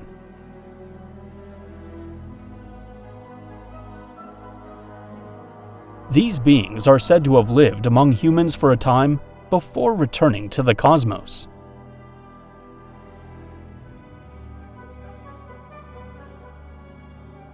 While the Dogon's knowledge is remarkable, the accuracy of their information has been questioned.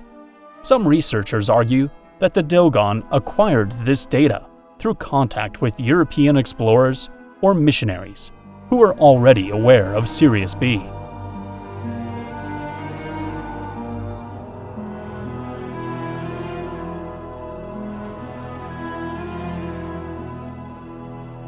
What do archaeology and mainstream science say?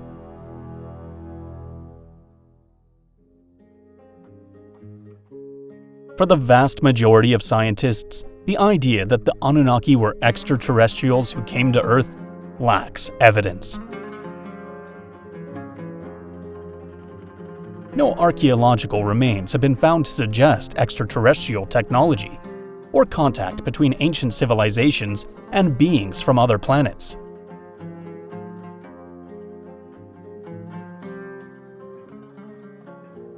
It is true that some ancient cultures describe their gods as celestial beings descending from the sky, evoking the idea of visitors from another world.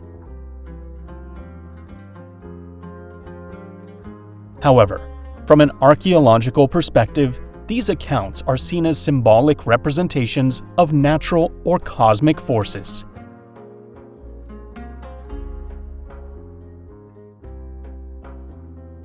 Ancient Sumerian texts describe the Anunnaki as deities who created humanity to work the land and extract resources.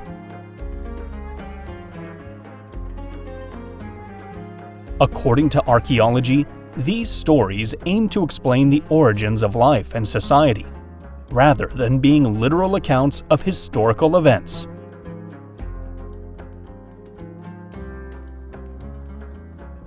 Thus, for most scientists, the theory of extraterrestrial Anunnaki faces significant challenges. It is also argued that ancient mythologies are complex, and isolating specific elements from their cultural context is problematic.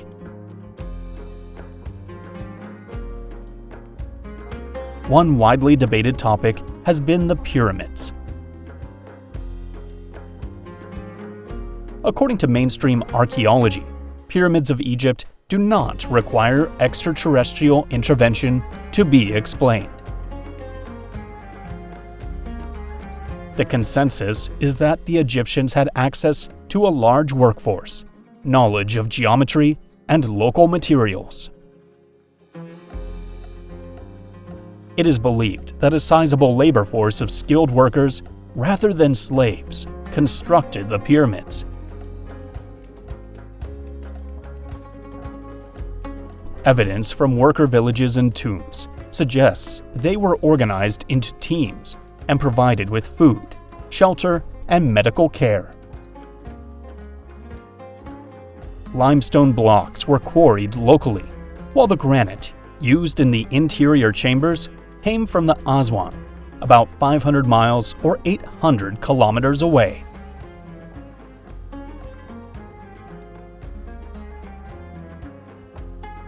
Discoveries such as the Diary of Merer indicate that boats and canals were used to transport stones along the Nile to the construction site.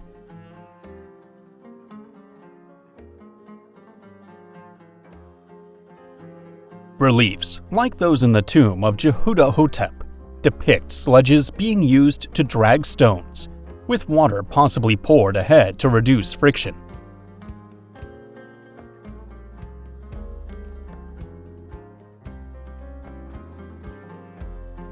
One theory involves the use of straight, zigzag, or encircling ramps that allowed workers to move stones to higher levels.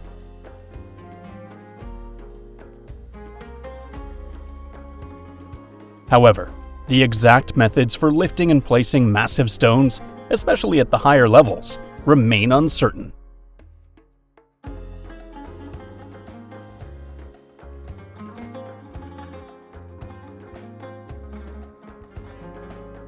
While ongoing archaeological research continues to uncover new information, without definitive evidence, the precise techniques of the ancient Egyptians will remain a historical mystery.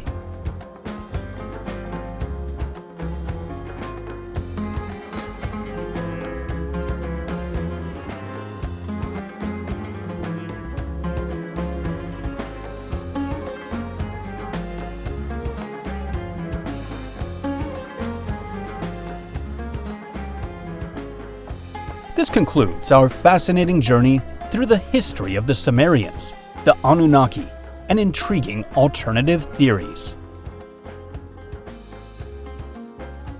Hypotheses such as crypto-terrestrials, the Anunnaki as extraterrestrials, or UFOs in biblical texts remain speculative and lack support from conventional science.